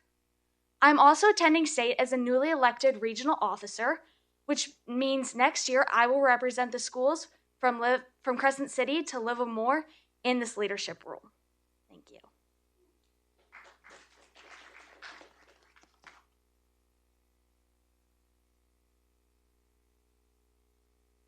Thank you, Abby.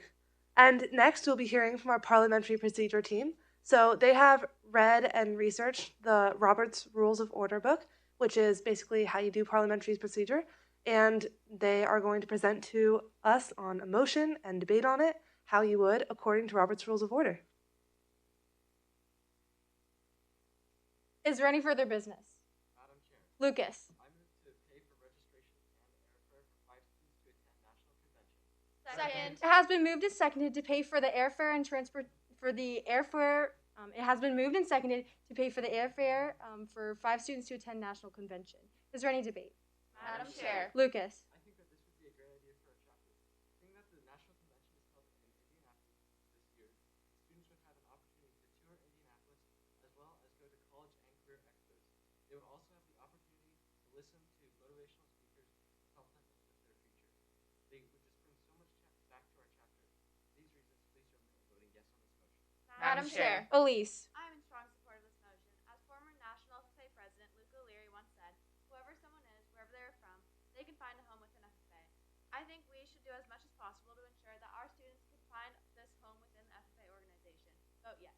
Madam Chair. Lucy. I was in strong agreement to this motion, seeing as part of the goals that our chapter sets at the beginning of the year, called the Program of Activities, has a section for growing leaders.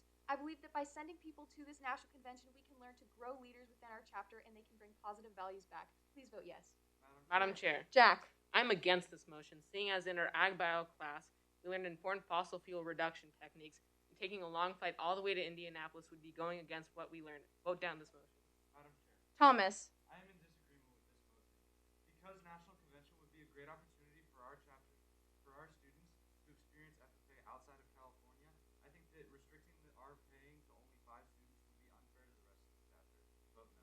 Madam Chair. Elise. I move to amend the main motion by striking out National Convention and inserting Washington Leadership Conference so that the main motion may read, I move that we pay the fee and registration to send 5 students to Washington Leadership Conference. Second. It has been moved and seconded to amend the main motion by striking out National Convention and inserting Washington Leadership Conference so that the main motion may read to pay for the fee and airfare for 5 students to attend the Washington Leadership Conference. Is there any debate? Madam Chair. Elise. I advise the Assembly to vote yes on this motion.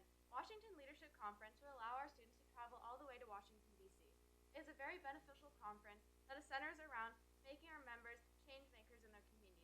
It is built on the FFA model, which states earning to do, doing to learn, earning to live, living to serve, and emphasizes on living to serve, in which students create a living to serve plan, which they then bring back to their chapters. I think it would be very beneficial, and I encourage the Assembly to vote yes. Madam Chair. Lucy. I was in strong disagreement to this motion. Seeing as, on average, we have about 20 people that like to attend National Convention every year, I believe that we should appeal to those who would like to go to this conference over Washington Leadership Conference. National Convention also offers a variety of things for students to learn leadership skills from and other booths. For this reason, I believe that we should appeal to the majority. Vote no. Madam Chair. Thomas. I'm in complete agreement with this motion. Because WLC is held on June 10th this year, it would give students plenty of time to rest after school ending and not have to worry about their homework. This would give them opportunities to focus on FFA and bringing things back to our chapter. Vote no. Is there any further debate? Seeing none, we'll proceed to a vote. All those in favor of striking out National Convention and inserting Washington Leadership Conference so that the main motion may read to pay for the fee and airfare for 5 students to attend the Washington Leadership Conference, please say aye. Aye. All opposed say no. No. The ayes have it, and this motion passes. Is there any debate? Madam Chair. Lucas. I am still in strong agreement with this motion. If we were to have 5 students go to WLC, they would bring so much back to our chapter. With the registration and airfare only being around $350, it would be a small price to pay for 5 students to go to WLC. For these reasons, please vote yes. Madam Chair. Jack. I move to suspend the rules regarding cell phone usage to research flight prices. Second. It has been moved and seconded to suspend the rules regarding cell phone usage during meetings to research the air prices. This is a non-debatable and non-amendable motion. Therefore, we will proceed to a vote. All those in favor of suspending the rules, please rise. Thank you. Be seated. All opposed, please rise. Thank you. Be seated. With 1 in the affirmative and 4 in the opposition, the noes have it, and this motion fails. Is there any debate? Second. Previous question has been called and seconded. All those in favor of calling the question, please rise. Thank you, be seated. All opposed, please rise.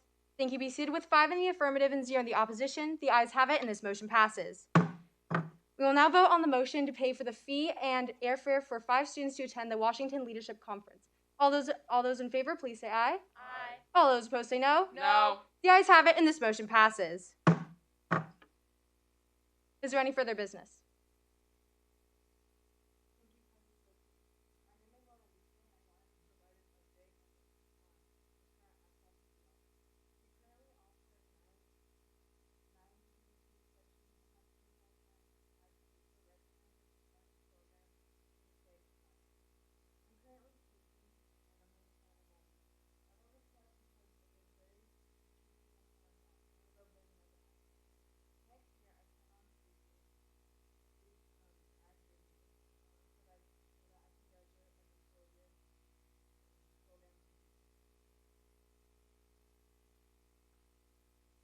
Thank you so much, Lupita. So as you can see, our program is doing a lot. We have very talented students who are going to compete at the state level. And this is only a section of our students. So we have so many students doing other amazing things as well. I'd also like to highlight our 4 proficiency finalists.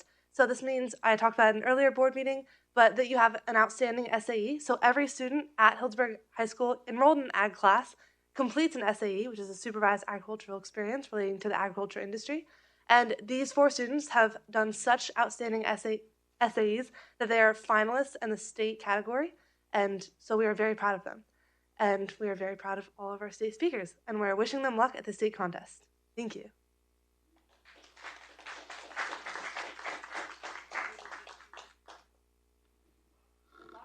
Super impressive, guys. Parley Pro might need to do a training for us. Yes. Thank you so much, guys. That was so great. That's outstanding. Thank you all. That was great.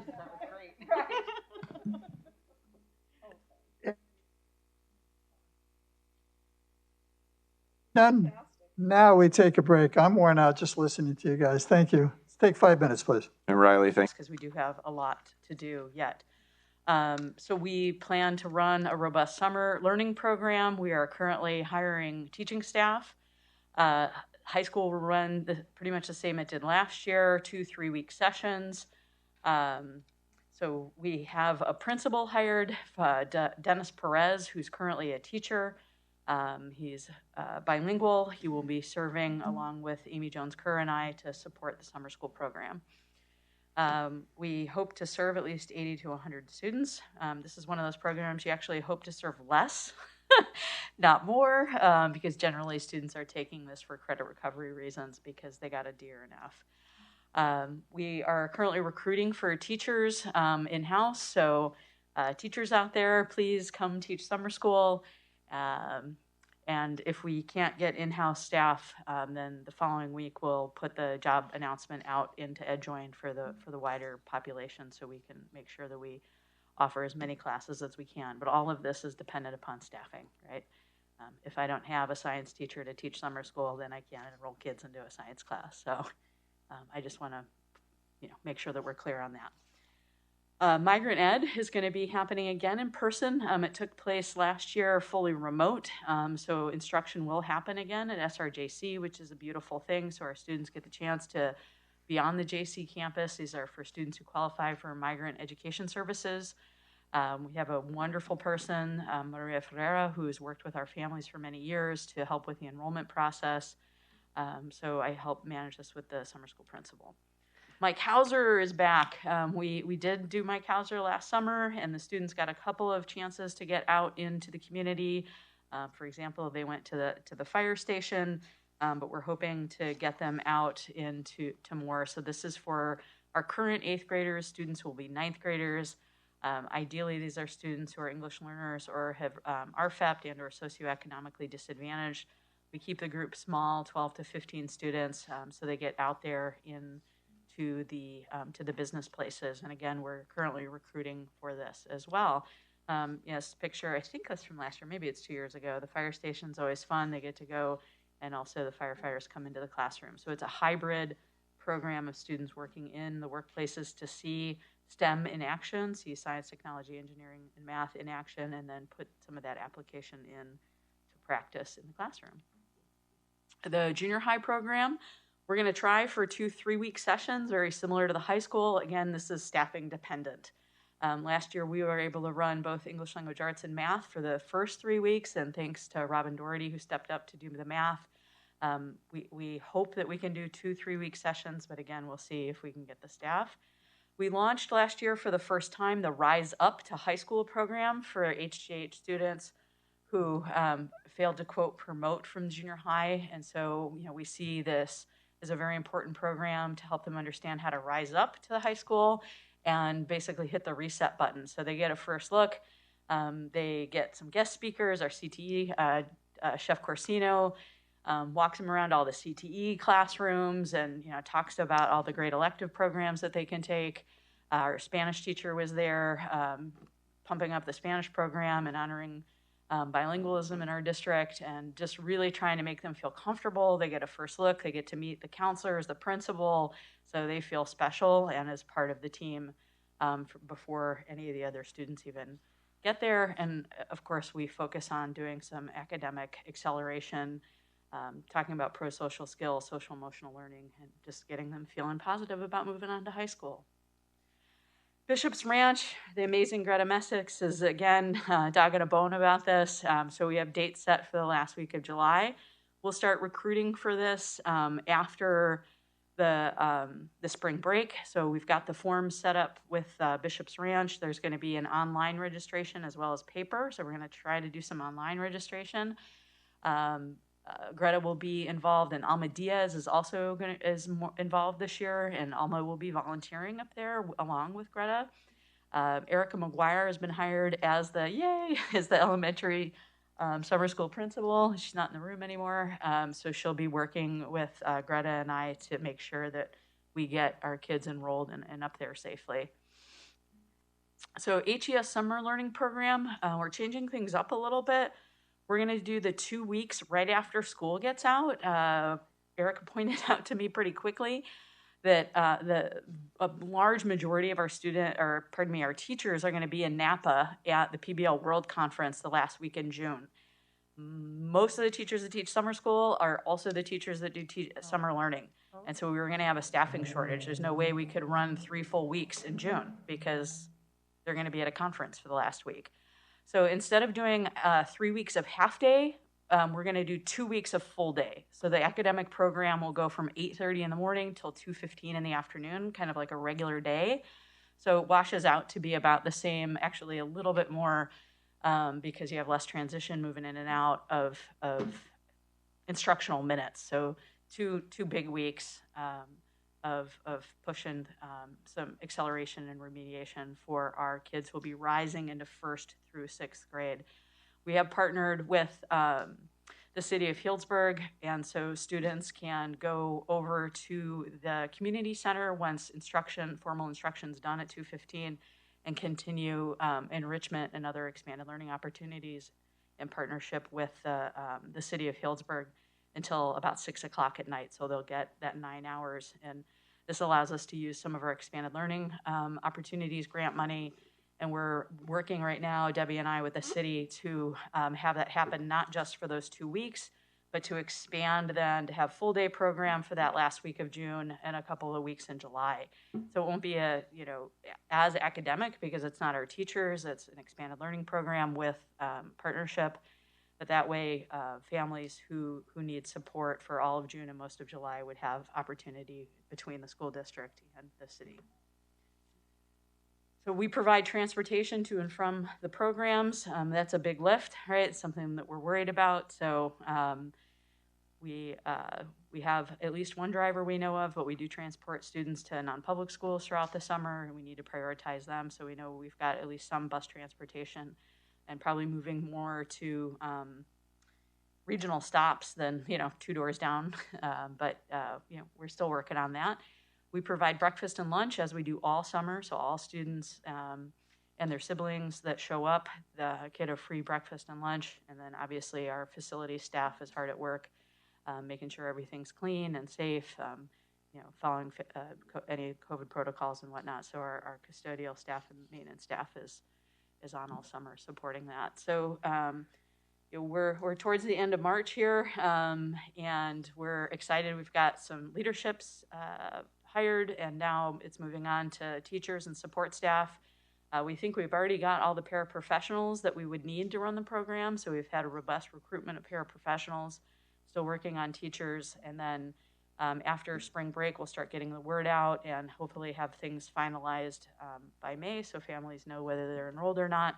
And then June, we'll launch the programs. We're going to continue this year again for the first time in Healdsburg, at least history I'm aware of. We had a TKK bridge program, so we'll run that again for those 3 days right before school starts. This allows the students and their families again to come onto our campus in kind of a little lower stress environment. We get a good first look at our students, both academically and socially, so we can slot the classes with some balance, both male, female, but also needs, and do that play-based evaluation. Our occupational therapist, our OT, is going to be present for this. And so one thing that we're noticing from pandemic is kids don't know how to hold this, even more so than ever. And so our occupational therapist was like, I'd like to be there. So she can provide some professional development to our teaching staff. Part of what happens is we do some orientation for parents. So the OT would be available along with the principal to provide some information to the families as well. So hopefully there's no criers on that first day of school, right? That's what we're shooting for. Erin, can I ask? So Yeah. that's early, though. That's in June, but they're not starting. We start school on the 17th, but the PD kickoff day is Thursday, PD is Friday, PD So wait, Monday. should this be teacher- August then? Oh, June. Yeah. Yes. Sorry, typo. That's okay. That Yep. makes a lot more Should say sense. August. Thank you. That's all Yep. I needed to Thank know. you. Yeah, this is me Why moving would they too be doing fast. this 2 months Thank you, before not they're going to June. School. Yeah, Gotcha. should say Okay. August. Yeah, it's that Monday through Wednesday before school starts. Thank you. Good catch. And then we hope to continue our extended learning program. I have to say, particularly in K-5, we have a number of teachers spending an hour after school to run small groups, anywhere from 2 to 3 kids in kinder. And 4th and 5th grade, we have anywhere from 10 to 12 students who are getting another hour in small group from our teaching staff in order to extend the day and do some of that remediation and acceleration. We use COVID funds to prepare for that, or to pay for this, and we hope to continue doing that. As Ms. Atwood, we have tutoring going on at the high school, and we hope to increase tutoring options for junior high and high school, and with some community partnerships. So now that volunteers can come back onto our campuses, we're trying to beef that up even towards the end of this year, and then certainly for next year, where we've worked with volunteer and other organizations to provide tutoring in addition to our staff. So we'll get that going again. That's summer learning and extended learning for the following school year. Any questions or comments, input? Oh, very thorough. Okay, thank you. Thank you, Erin. Enrollment history and projection.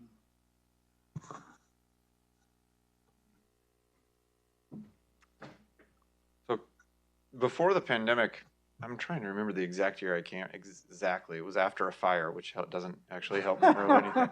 Good to hear. We had a conversation about how small is too small for our district. And we bantered about, and then pandemic hit and the conversation was sort of lost. And so I come to you today to talk about enrollment and look at our history and projections, and want to pose that question again.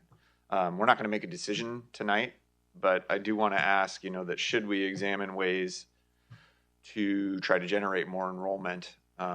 If you'd like me to pursue those a little bit, and we can talk about it at future board meetings. So just planting a seed here for potential future conversation. You can look at Sonoma County data. This is actually, superintendents in the county refer to this as a fiscal cliff, because if you are an LCFF funded district, you are funded based on your attendance. We, as a community funded district based on property taxes, are not. So our funding is not tied to the number of students we have. But districts, the last 2 years have been held harmless by state funding because of the pandemic. And they're facing in the future, as you can see, just about everywhere in the county, it's pretty severe declining enrollment. And we're not different in terms of declining enrollment. Thankfully, we don't have a funding issue coming along with that declining enrollment. Looking at our feeder districts, you can see they're declining too. West Side a little more than Alexander Valley, and I think West Side is a little bit by design. But they have both less students. Alexander Valley barely, honestly. They're a very small school and have set limits. So these are the two elementary feeder districts that feed into Healdsburg Junior High at 7th grade. So students who live in those districts go through 6th. And then you're going to see that we have quite a few Healdsburg resident students who are in those districts and stay there through 6th grade and come in back to us or other places in 7th. But Chris, some of those smaller districts also have quite a few kids from outside of the Healdsburg They area. do. Yeah, and both of them have very, Cloverdale. like 30 to 40% are resident students actually in both of those schools. Yeah. Here is our declining enrollment. So you can see just 6 years ago, we were at 1,674 students. This year, this is a CBEDS number, right, Debbie? We're at 1,274, so we dipped under 300 for the first time, or 1,300, excuse me. So we've lost 400 students exactly in 6 years in Healdsburg. And again, these are resident students because there's a few inter-district transfers for employees that we take, but very few. In 6 years, right? 400 students in 6 years, yeah. This is a little bit about how we project enrollment into the future. So we look at TK and K based on the latest pre-enrollment information, and then look at it from the year before and what we're hearing in preschools. It's not quite a science, but it is a good educated forecast. We roll each class forward based on the latest actual enrollment. So starting in kindergarten, we move those students forward. We adjust 7th grade based on what we hear from Alexander Valley and Westside about students who are coming to us. And 9th grade, we typically have a bump from private school students. That is traditionally in Healdsburg where private school students return to the district. And so it varies. Some years has been like 3 or 4. Other years, I think this year was a big year. It was, I don't remember exactly, between 14 and 19 students. So invariably, there is a bump of private school students coming back to HHS. So looking for the next 4 years, you see that our total projection in 25-26 right now is real close to 1,000 students, very small. We project, well, it's not even in the projections. You can see that we have lost over 100 elementary students, 136 to be exact, at K2 in the last 6 years. We've lost just about 198 students in 3-5. So over 200 students in the elementary school over the last 6 years in terms of total enrollment. And then a little smaller but similar data at the high school and junior high. And so every year you see the change. It has been in the negative traditionally. I think this is a testament to how difficult it is to live in Sonoma County and Healdsburg. Over the last few years, we've had a number of families move out of the county and state. And we don't anticipate that changing, to be totally honest. And so that is what takes us to a small number in the entire district of just over 1,000 students in 2026, given our current enrollment and how we are doing our projections. We looked at outgoing inter-district transfers. Has there been a major change over time?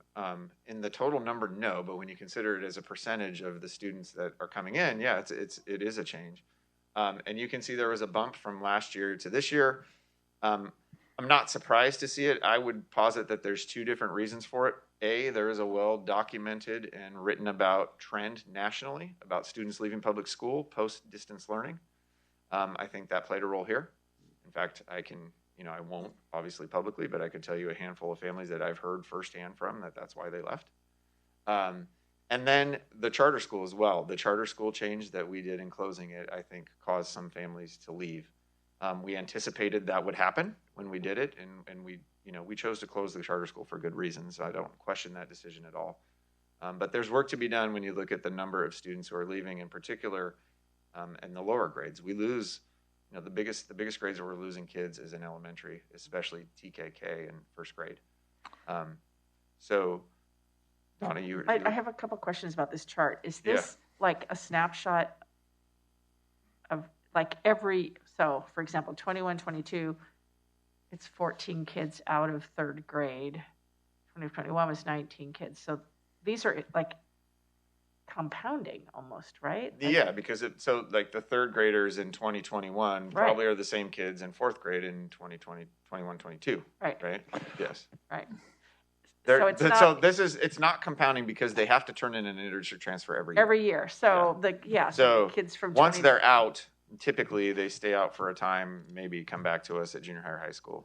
Gotcha. Okay. Typically high school. Do we have I'm sorry, go ahead. No, and then IDTs are only required when you're going to another public school. Correct. So we don't have private school numbers. I can reach out to the private schools and see if they would do the work to tell us who lives within our district. That said, they don't. Hopefully they're a good community partner and just give us some feedback. But that's really fascinating. Do we think that a lot of these elementary kids are just going to Westside and Alexander Valley? You're going to see that in just a minute. Yeah. And Mike's going to ask about the reasons, and those are listed in just a minute too.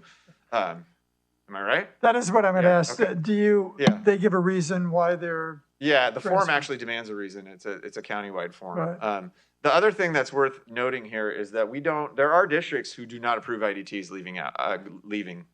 Cloverdale has stopped doing that. They continue to do it, actually. Healdsburg tried that a million years ago. Yeah, and I want to say very clearly, I am not suggesting that. I don't think that's a practice that we should implement. I think when you look at this data, we have some work to do to really make sure the community understands the amazing things that are happening in our classrooms at our elementary schools.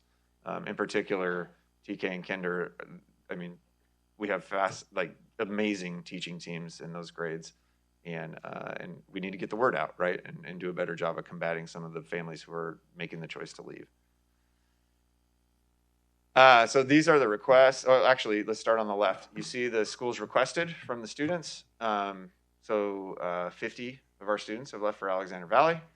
Some of them obviously have been there since kindergarten, have matriculated through. But when you go back to Alexander, I think I'm going to make you dizzy. Alexander Valley has 109 students total this year, and 49 of them are ours in terms of residency in our school district. Westside, very similar. We're a higher percentage of Westside, actually. I think Westside was about 120, and there's 81 students who are ours, and then you see a number of students going in other places. Windsor does attract. There are a number of students who have chosen Calico Mecca because they're doing the bilingual immersion thing. And then, other options as well. But the vast majority do leave for Alexander Valley and Westside. That's kind of how it's been for a long time in Healdsburg. I don't know percentage-wise if that's the case, but I will say as a parent and as an educator, I have not lived in a place or worked in a place that had so much school choice happening, especially in such a compact area with so few people. Do we have a ethnic breakdown, a racial breakdown on? We do not available tonight. That's work we could do, although we'd be making assumptions based on names, which isn't always valid. So since some of them never register with us, we don't get their ethnicity information. Yeah. So you see the reasons for the request. Happy to see that bullying has 0. But they are varied, some for childcare, siblings, continuing enrollment. So those are kids who have already been enrolled in that school. I will say every year we get families that are going into kindergarten and they bring inter-district transfers for 2, 3, 4 different schools to see where they can get in. That's not reflected in these numbers. We actually put the numbers where the students actually go. So that is something that's at play. So yeah, those are your reasons. And that's the end of the data, but I wanted to just briefly open up. If we go back to this chart, and what I want to really get us thinking about is if you take the low number of students that we have in elementary as compared to 6 years ago, and we matriculate those students through, the secondary schools get very small, right? And it will become harder and harder to run the programs that we are proud of, such as FFA with so many students participating that we saw today. And so I think it does bear the question should we, yes, we should attract students at TK Kinder and do a better job of getting the good word out. And we've begun as a board to talk about improving communication strategies. And I think we have some ways we can do that, and hopefully it would help combat it. But B, should we potentially start talking about the possibility of opening the district to interdistrict transfers, especially in the secondary schools, as we can see, are going to get smaller and programs will be sacrificed because of low numbers of students interested. We have the opportunity and the ability to do so on a limited basis. Just making numbers up, we could say at Healdsburg High School, wanting to keep the class size in English and, we say in our core academic classes at 25 or less, we have 7 sophomore seats open and 6 freshman seats open this year, and then let students in on a limited basis based on what we see, setting class size limits, et cetera. So there's an opportunity to have that conversation. I want to know if we have an openness and a desire to have it, and then we can do some work preparing some schemes and what it might look like. But just wanted to plant that seed now and just get an initial feeling. We're not making a decision about anything right now, but I just wanted to show you where the projections are and posit that question again. How small is too small for us as a board and as a district? Sorry, but as a student, from the student perspective, I would strongly advocate for that. I know people just like on a regular basis at lunch will have conversations like, oh, it just sucks. Healdsburg is so small. Like, if we just opened the district, we could just have like better sports. We'd have more people to do clubs. And I think everyone is strongly in support of that. Not everyone, because I don't want to say a blanket statement, but there's a lot of talk at the high school, anecdotally, about this would be such a cool idea. Why is the board not doing it? And I think that if you were to pursue it, there would be a lot of support from the school. Also, personally, I'm kind of passionate about this because I was almost an interdistrict transfer. I actually grew up in Guysville and was already enrolled to be at Windsor because we couldn't go to Healdsburg. And I really badly wanted to go to Healdsburg. Only ended up getting to go here because we ended up like moving and there was like a deal on a house we ended up getting. But I think so much of the reason that I like going to high school and that I've had a good educational experience is because I go to Healdsburg. And like speaking to friends who go to different schools, I just firmly believe that Healdsburg is a really awesome school.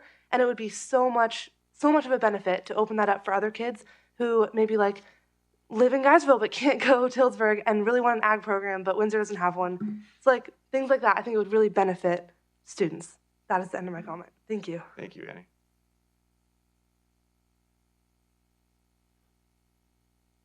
I'll go. Yeah, we've talked about this before, and I appreciate you proactively bringing this up again and keeping an eye on it. I know we kind of put it on ice during COVID because bigger things to deal with, yeah. More important things to deal with. But I'm really glad we're talking about this now. I had never thought about sort of different maybe strategies for the elementary versus the secondary. And, I definitely think by secondary we have issues when we get really small.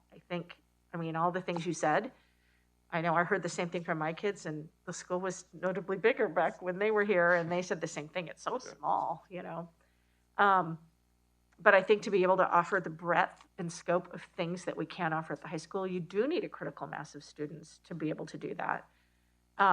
But I know after so many conversations about class size at the elementary, there's sort of a balance here between I would love every child who lives in Healdsburg to go to Healdsburg schools, period. Without a doubt, that's what should be happening. But I get that people have reasons for making those decisions. But I would love to attract people back as much as possible. But I also feel like we're at a point with our elementary class size that is really nice. And I don't necessarily want to put kids back in there just to put kids back in there. But again, maybe there's a dual strategy of a few more kids in elementary, but especially junior high and high school, finding those gaps and filling them. I do think there's notable interest outside of the district for kids to come here for parents. But we would have waiting lists, for sure. Yeah. Without a doubt. And again, we're not trying to solve anything tonight. Just are we open to having this conversation? And is now the right time? I feel like I was going to say the pandemic ending. It's not over, but it's slowing down, and we're ending. We're moving to that endemic phase, and I'm not having to test people anymore. So I have more time to do thinking and work on, Yeah, on other right. things. Or be the So, principal yeah. somewhere. Yeah. The well, and I will also say, I mean, I know you mentioned 9th and 10th grade specifically, and I'm assuming the logic is, you know, we want to get them 9th or 10th grade so that they go through our 4-year Yeah, program. and that you know, if we did take transfer students, they'd have to apply every year, right? Right, So, right, of yeah. course. So, But I mean, once you're in, you'd have a preference, yeah. right? Yep. But I agree. I think maybe that focus on 9th grade, especially, so that we have Yeah, if we were to do it, like just off the top of my head, I would look at 6th grade as an entry point and 9th grade as an entry point, right? So, yeah. Yeah, I am way in favor of this, of exploring more and looking at different approaches and how we can do this. Again, balancing the money we do have. I mean, this has always been the hesitation, right? This is why we closed the district, was to keep the funds for our kids. And I think we can maintain that. Yeah. In terms of not spending money because we have more students, but actually creating a more robust environment so that our resident students have a better experience. Right. So, and the teachers that we have a nice full class. Yeah, exactly. And we're looking at elementary, we can obviously look at secondary class size too and make sure we're maintaining good class sizes there. So, Rose, did you want to say something? I thought I saw you reaching for the microphone. I've got stuff to say on this topic. I mean, that said, I agree with a lot of what Donna said. I'm definitely open to having a conversation about this. And I feel like, as I've said about so many other topics, I want common sense to be sort of like the first thing. And the thing that we haven't even mentioned yet is that every student who does not come to the district means that we have more money for students who are each student who is in the district. And so to make the assumption that bigger is better, given that our tax, that our revenue that our revenue continues to grow based on property taxes going up every single year. I have to say I'm quite torn in thinking that, especially in the younger years, that having these classes that are 15 to 20 students are, to me, what these students deserve in terms of attention and care for their education. And, I just wouldn't want to sacrifice that for some idea that the district somehow needs to maintain an old idea of what size it is. But I certainly see all the conversation about the secondary, about secondary, because especially at the high school level, I just totally agree with everything Annie said. And I feel like we've heard as board members from members of the public whose kids were in the exact situation she was describing of, living in Geyserville and really wanting to go to Healdsburg High School. And that's why I kind of come back to common sense. Like, is there a way that this can be structured so that students who really want to be here and can't be because of, lines drawn have an opportunity at least to attend the school if they want to. Yep. I, of course, think that at the elementary level, we need to beef up our communication incredibly to talk about what's going on at our schools in a way that's public and up to date and as robust as it can possibly be, so that people understand, just how wonderful our classrooms are. So yeah, I think those are my thoughts on it. And I think all of it should be, considered from the vantage point that each new student that we add is a dollar amount that we are taking away from our existing students who live here and have chosen to be here and participate and who really deserve the best that we can offer them. So, yeah. I have a lot of thoughts, but I think we're going to have more discussion on this. Yes, absolutely. So I think so far I think we all agree we like small class sizes. Another student coming in doesn't necessarily take away. In fact, they could add to, but again, at a certain level, I've advocated for small class size, particularly at the elementary level, since my time on the board and even before that. But also comes to mind, there are other districts, Annie named one, that are local that are suffering even more than we. Has there been, or could there be, a conversation with neighboring districts about however, I don't know what the process is, without getting into it here. Consolidation, is that what you're saying? Consolidation or, So there was a conversation with Geyserville I believe it was 11 years ago, my first or second year as principal at Healdsburg High, and their board was considering it. We had given them an offer. They're also a community-funded district, and so it involved sharing of property taxes and whatnot. And the board at that time voted it down. That was 11 years ago. To do a consolidation would take one of the boards asking SCO to do a study. SCO would engage in a study. I think it usually takes 6 to 9 months, maybe a year, looking at the benefits and costs and how it would be done. And then they present the study, and then both boards would have to vote to consolidate. And there's a lot of things at play, including employee seniority, what teachers' contracts, salaries, etc. But there has been, a decade ago, there was a conversation with Geyserville that occurred, and I haven't spoken with them about it. Do they have any interest right now? They haven't reached out to me, so I don't know. But it's certainly something that we could explore if the board wanted to formally request something. So. Wasn't SCO, I'm just going to interject since he just brought this up. Wasn't SCO doing some sort of county-wide study about? No. So they are engaged, as far as I know, in studies right now in West Santa Rosa around potentially Bellevue. I don't know if Bellevue's included. A couple of districts in Western Santa Rosa, and then West County. There's a lot of school districts in West County, and they're doing a study on that. And that was, I don't know if all the districts agreed or asked for the study, but many of them asked for it. Again, all it takes is one to ask SCO to do a study, and then they would do it. So.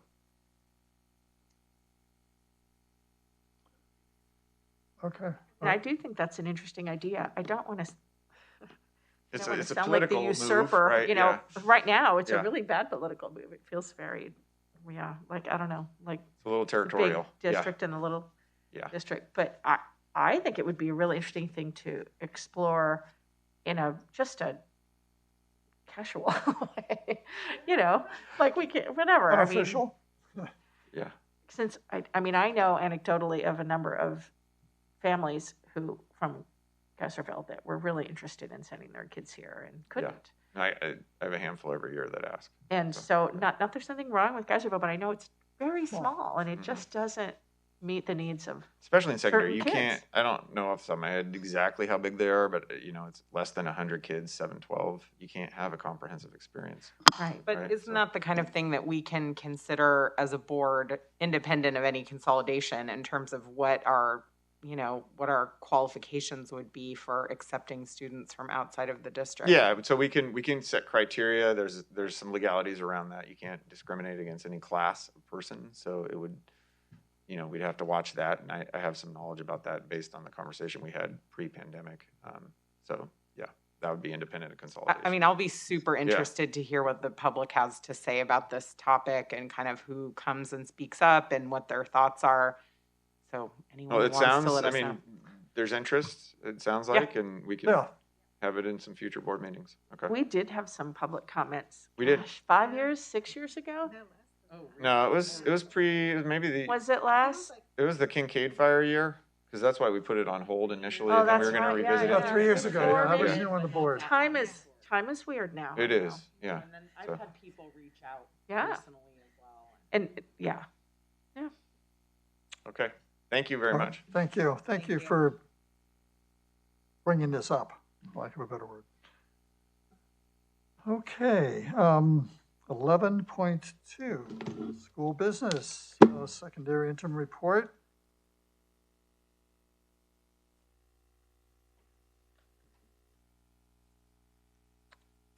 Ms. Odetta, you're on. No hurry.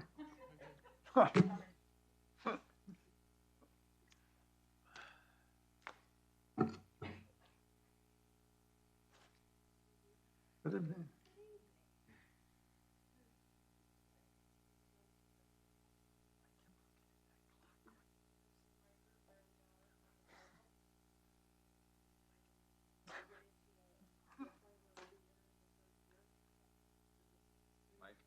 Mike? Now you can. Okay. Perfect. So we're down at the bottom of the second interim, and as we turn the corner to go up on the cycle, we'll be entering the 22-23 school year. This is just a reminder of what the second interim report is. It's a snapshot in time right now. It covers from July 1 through January 31. So even though it's March, it's basically through January 31. And it needs to be presented to the county by March 17th. There's not a lot new in the second interim. We have received our first installment of RDA funds. We've received more COVID-19 resources and funding. We've received the governor's January proposal. Some of the highlights were the COLA for next year at 5.3. Big topic is ADA. There's been a drop in ADA statewide. So they are contemplating adding a third-year option to try to help ADA districts receive more revenue. For hold harmless. Yeah. Yeah. And then there's an increase in special ed-based funding. It's going to go from $715 to $820 per ADA. All three are great things, but they don't really affect HUSD that much because we are basic aid. Another thing that was introduced in the January budget is the STRS and PERS moving forward, which there's quite a big increase. And I'll talk about that when we do the budget adoption. Do you know what the increase is? I do. It's on the, I don't know it off the top of my head, but it's in the packet on the salary-driven rates. Okay. I believe it's going from 16% to 19% for one of them, and it's like a 3%. 16.9, thank you, to 19.1 Yeah. for STRS and 22.9 to 26.1 for PERS. Thank you. That's a large increase. Okay, this slide is RDA distributions. So we hear a lot of talk all the time about our revenues and projecting our revenues, and we have a lot more money than we're projecting. This is a screenshot that I'm trying to explain why it's that way. So SCO recommends that we budget 50% of the prior year. So if we look at 2021, the prior year was 3.4 million, which means we would be projecting our revenue at 1.7 million for the entire year. We've always received more than that. We feel very strongly we're going to receive more than that, but that's what we're recommended to budget. With the initial budget, we budgeted 85% of January from the prior year and 80% from June of the prior year. That was as high as we felt like we could go. And we get our hand slapped every time by SCO for doing Yeah, it. I get written up for it. Yep. In January, we received over 100% of the 2021 January installment. So last year was at 1.758. This year was 1.797.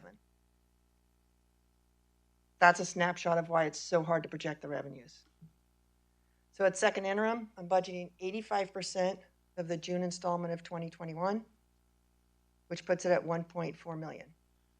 That's higher than I was projecting at first interim. It was at 80%, so I bumped it up to 85%. Can I jump in real quick, Debbie? Sure. If we had, I don't remember exactly when RDA started. I think it was around 2011. If we had every year, you would see there were 2 or 3 years where we actually went down in RDA. We lost money, or and nobody had any idea how to project it at that point. We still really don't. There's studies been done and nobody can really do an accurate job. So that's why SCO says only project 50%, because we could go down and then we're in the negative, right? So, but we just felt like it was disingenuous given how things were progressing, and so we became more aggressive. I think it was 2 years ago. It was when Debbie became CBO. We really developed this strategy, and there's a new assistant superintendent of business at SCO who we're going to talk more with, but every time we get a very strongly worded letter telling us that we're over projecting and in danger, and so far we've been okay, but it's a difficult job to do. Are we the only district that's dealing with this in the county? We are the only district that's dealing with significant money coming through RDA. Okay. Other districts get RDA, but it's not as significant in dollars. Yeah, I wouldn't think so. Yeah. That are community funded. Right. So right now, I feel like this is very aggressive. If you look at the June installments and where they've been traditionally last year, that could have been a fluke that June installment was so high. So, I mean, I feel comfortable at 1.4, but it is a gamble. We don't know. And we won't know till end of June. Yeah. So moving forward, so this is a snapshot of unrestricted only in the general fund, where we started at the beginning of the year, first interim, second interim. And the third column is telling you the variable and if it's in favor or not. So if you look at total revenues at the 544, so I've increased the budget that much. Besides the RDA increase, which was a 9% increase, I've also bumped up the secured tax by 2%. That's a gamble as well. But looking at numbers coming in so far, I feel like it's going to come in a little bit higher than I had projected at first interim. And we had projected higher than the county told us to project, which was flat. And that came from Sonoma County Tax Collector's Office as well as SCO. And they still project it to be flat. Yeah. But driving around town, it doesn't feel like it's going to be flat. So. Other big differences in the second interim is if you look at the total transfers out. At first interim, I was projecting that we would transfer $325,000 from Fund 17 into the general fund to stay positive, and I've taken that out, and I don't think we'll need to take anything from Fund 17 for this year. So the $100,000 you see there, that is just for cafeteria. And that'll come out of the general fund. And then the other big change is total contributions. And that is strictly special ed. I've cut down the special ed contribution by $628,000. That is a guess as well. I've received no information from SELPA. I have no projections from Windsor for the NCC program. So I'm projecting that, but I feel pretty confident with it. And I think it still might even come in lower. And we pressure Diane to make it come in lower. Yeah. So. It's a joke. Yeah. So by looking at that, you see how the reserve has gone up. So the original budget, we were at 9.5, 13.7, and now I'm projecting 16.8.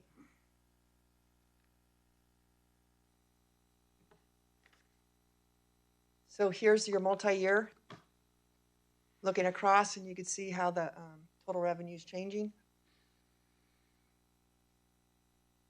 Big changes here, mostly is just the transfers out, contributions, federal revenue.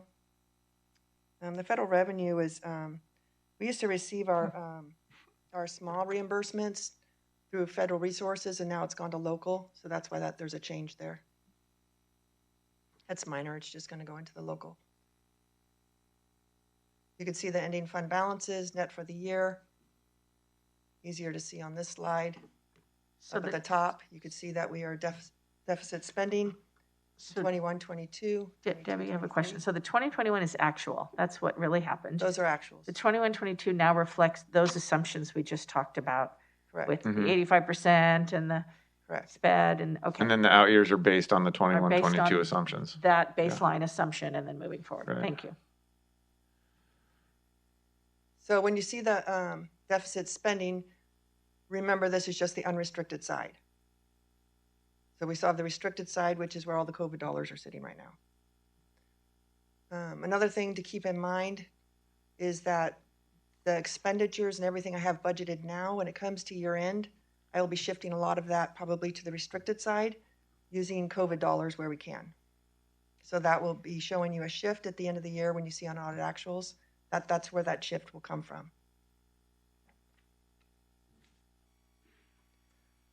So this is the COVID funding. I wanted to make it real clear where we're at this point in time. I know it's kind of small, but if you look at the far right, that's showing you the current balance. Basically, we've spent all of the funding in 5 categories. Where you see the big dollars left, the second row where you see the $222,000, that is what Aaron spoke about earlier, the Expanded Learning Opportunity Program. That is strictly for what we'll be using for ACES. So that can't go towards anything else. And then where you see the big pot of money is the second up from the bottom. the 1.3 million. Now, right now, in the budget, we're funding 1.4 million out of COVID dollars in the 21-22 year. Almost all of that 1.3 million is already earmarked for staffing. So if you look at the big picture, there's not a lot of COVID funding left for other things besides that.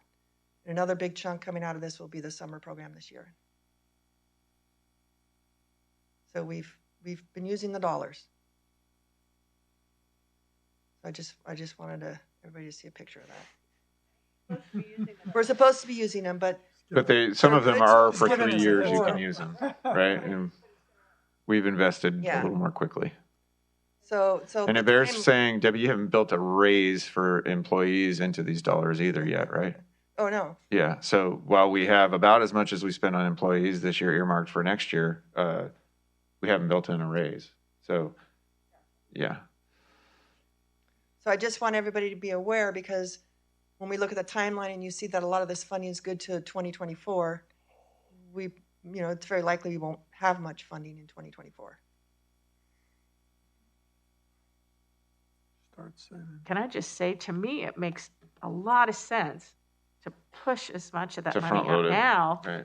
and put it where it needs to be sooner Mhm. than to, for whatever reason, sit on it and wait till 2024. That makes no sense to me. Then it's like too late, right? Am I thinking about this correctly? That's the approach we took. Yes. I think you are. Yeah. Yeah, that's our approach. I mean, I think you hear in the news, right, that districts aren't spending their COVID dollars, right? We are spending our COVID dollars in Healdsburg and, measuring them out. I think where you hear people, at least both locally and nationally, that are having a hard time, it's staffing. It's getting the staff, right? I was in a CNI directors meeting, and Trustee Romo Flores was probably there. We thankfully have had 2 full-time mental health specialists this year. And we added a parent outreach person at the junior high, right? We've been able to fill most of the positions, except for 1 para and some bus drivers, food service, with the COVID money that we have. I think the issue with a lot of districts is there's a hope and a wish to add services, add personnel, but they can't fill the positions.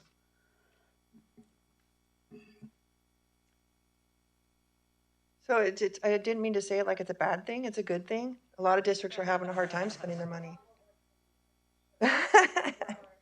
But I think I to do that wanna point mention- of the money going away in 2 years or a year and a half, whatever it is, and it's being spent on staff, and we're still looking at small class size, so we need to plan for that, as I know you know. We are, and we're planning ahead. We're doing some cuts now. In the COVID dollars now, we also have an extra instructional day and PD day this year. We won't have that next year. That'll be some savings. In the second year out, we're planning ahead on eliminations on some of the positions and what positions will roll into the general fund. So we are planning ahead, but I just wanted everybody to get a clear picture of where we're at.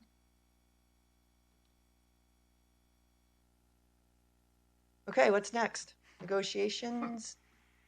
May revise, gather more information, tighten up the budget, try to spend wisely, and then beginning to work on the 22-23 budget.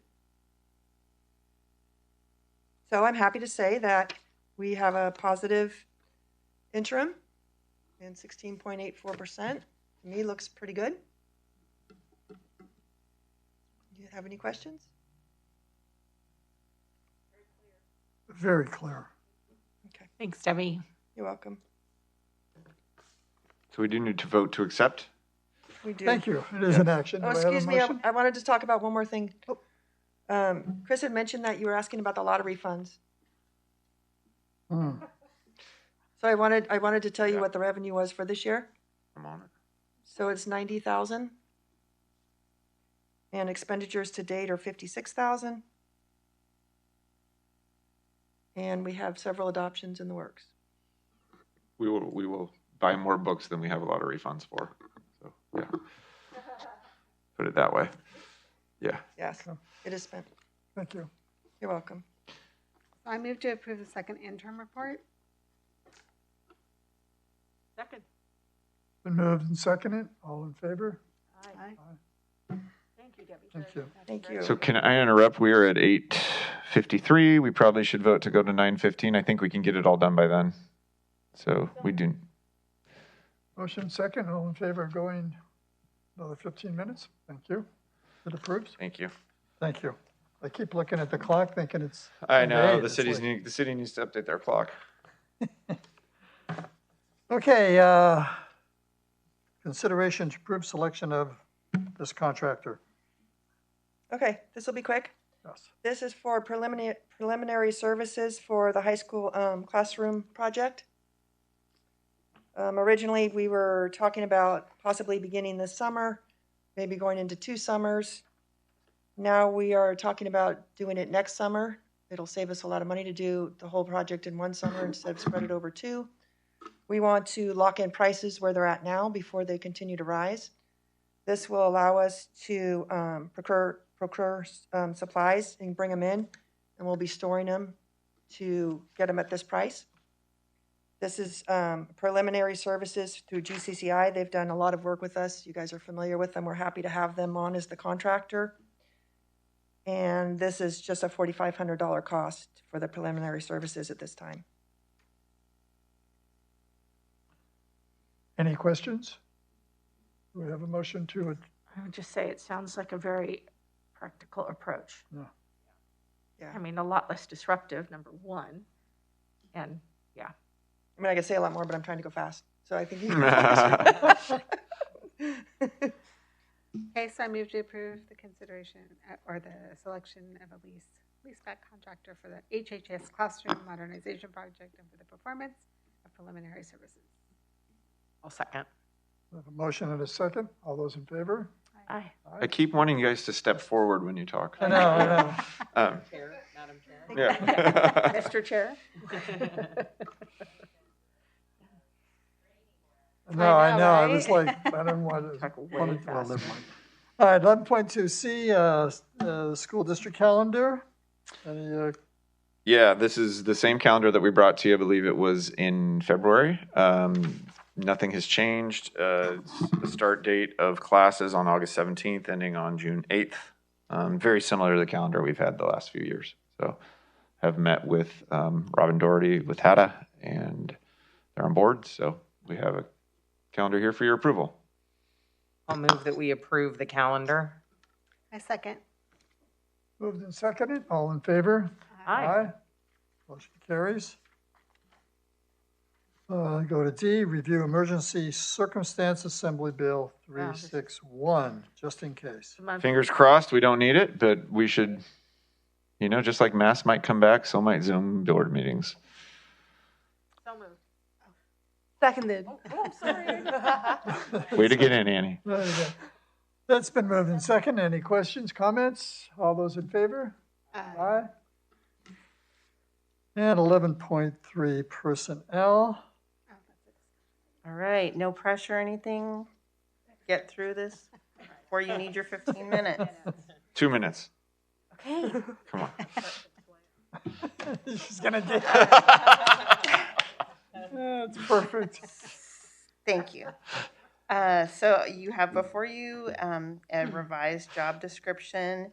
We're basically trying to align this position more under the area of maintenance, more focused on grounds, with an occasional possible need to help, fill in with some custodial duties still, but it's more focused about the groundskeeping. And it would be, as I believe I said in the cover, it'll be placed under the supervision of the maintenance supervisor as opposed to the custodial supervisor. And this has been presented to CSEA leadership as well. And this is just discussion. We bring it for future consideration as an action item. Do you have any questions? Is this an existing role? It's been. Yes, Microphone? it is. It is. Thank you.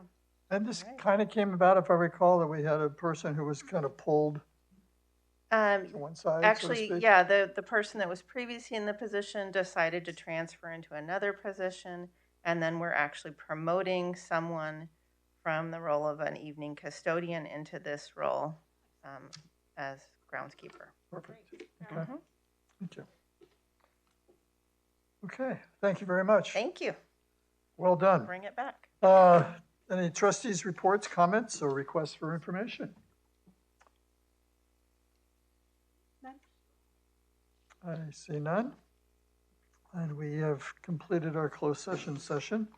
Any further comments? Thank you very much. We will be again on Wednesday, April 20th, right here, hopefully without masks.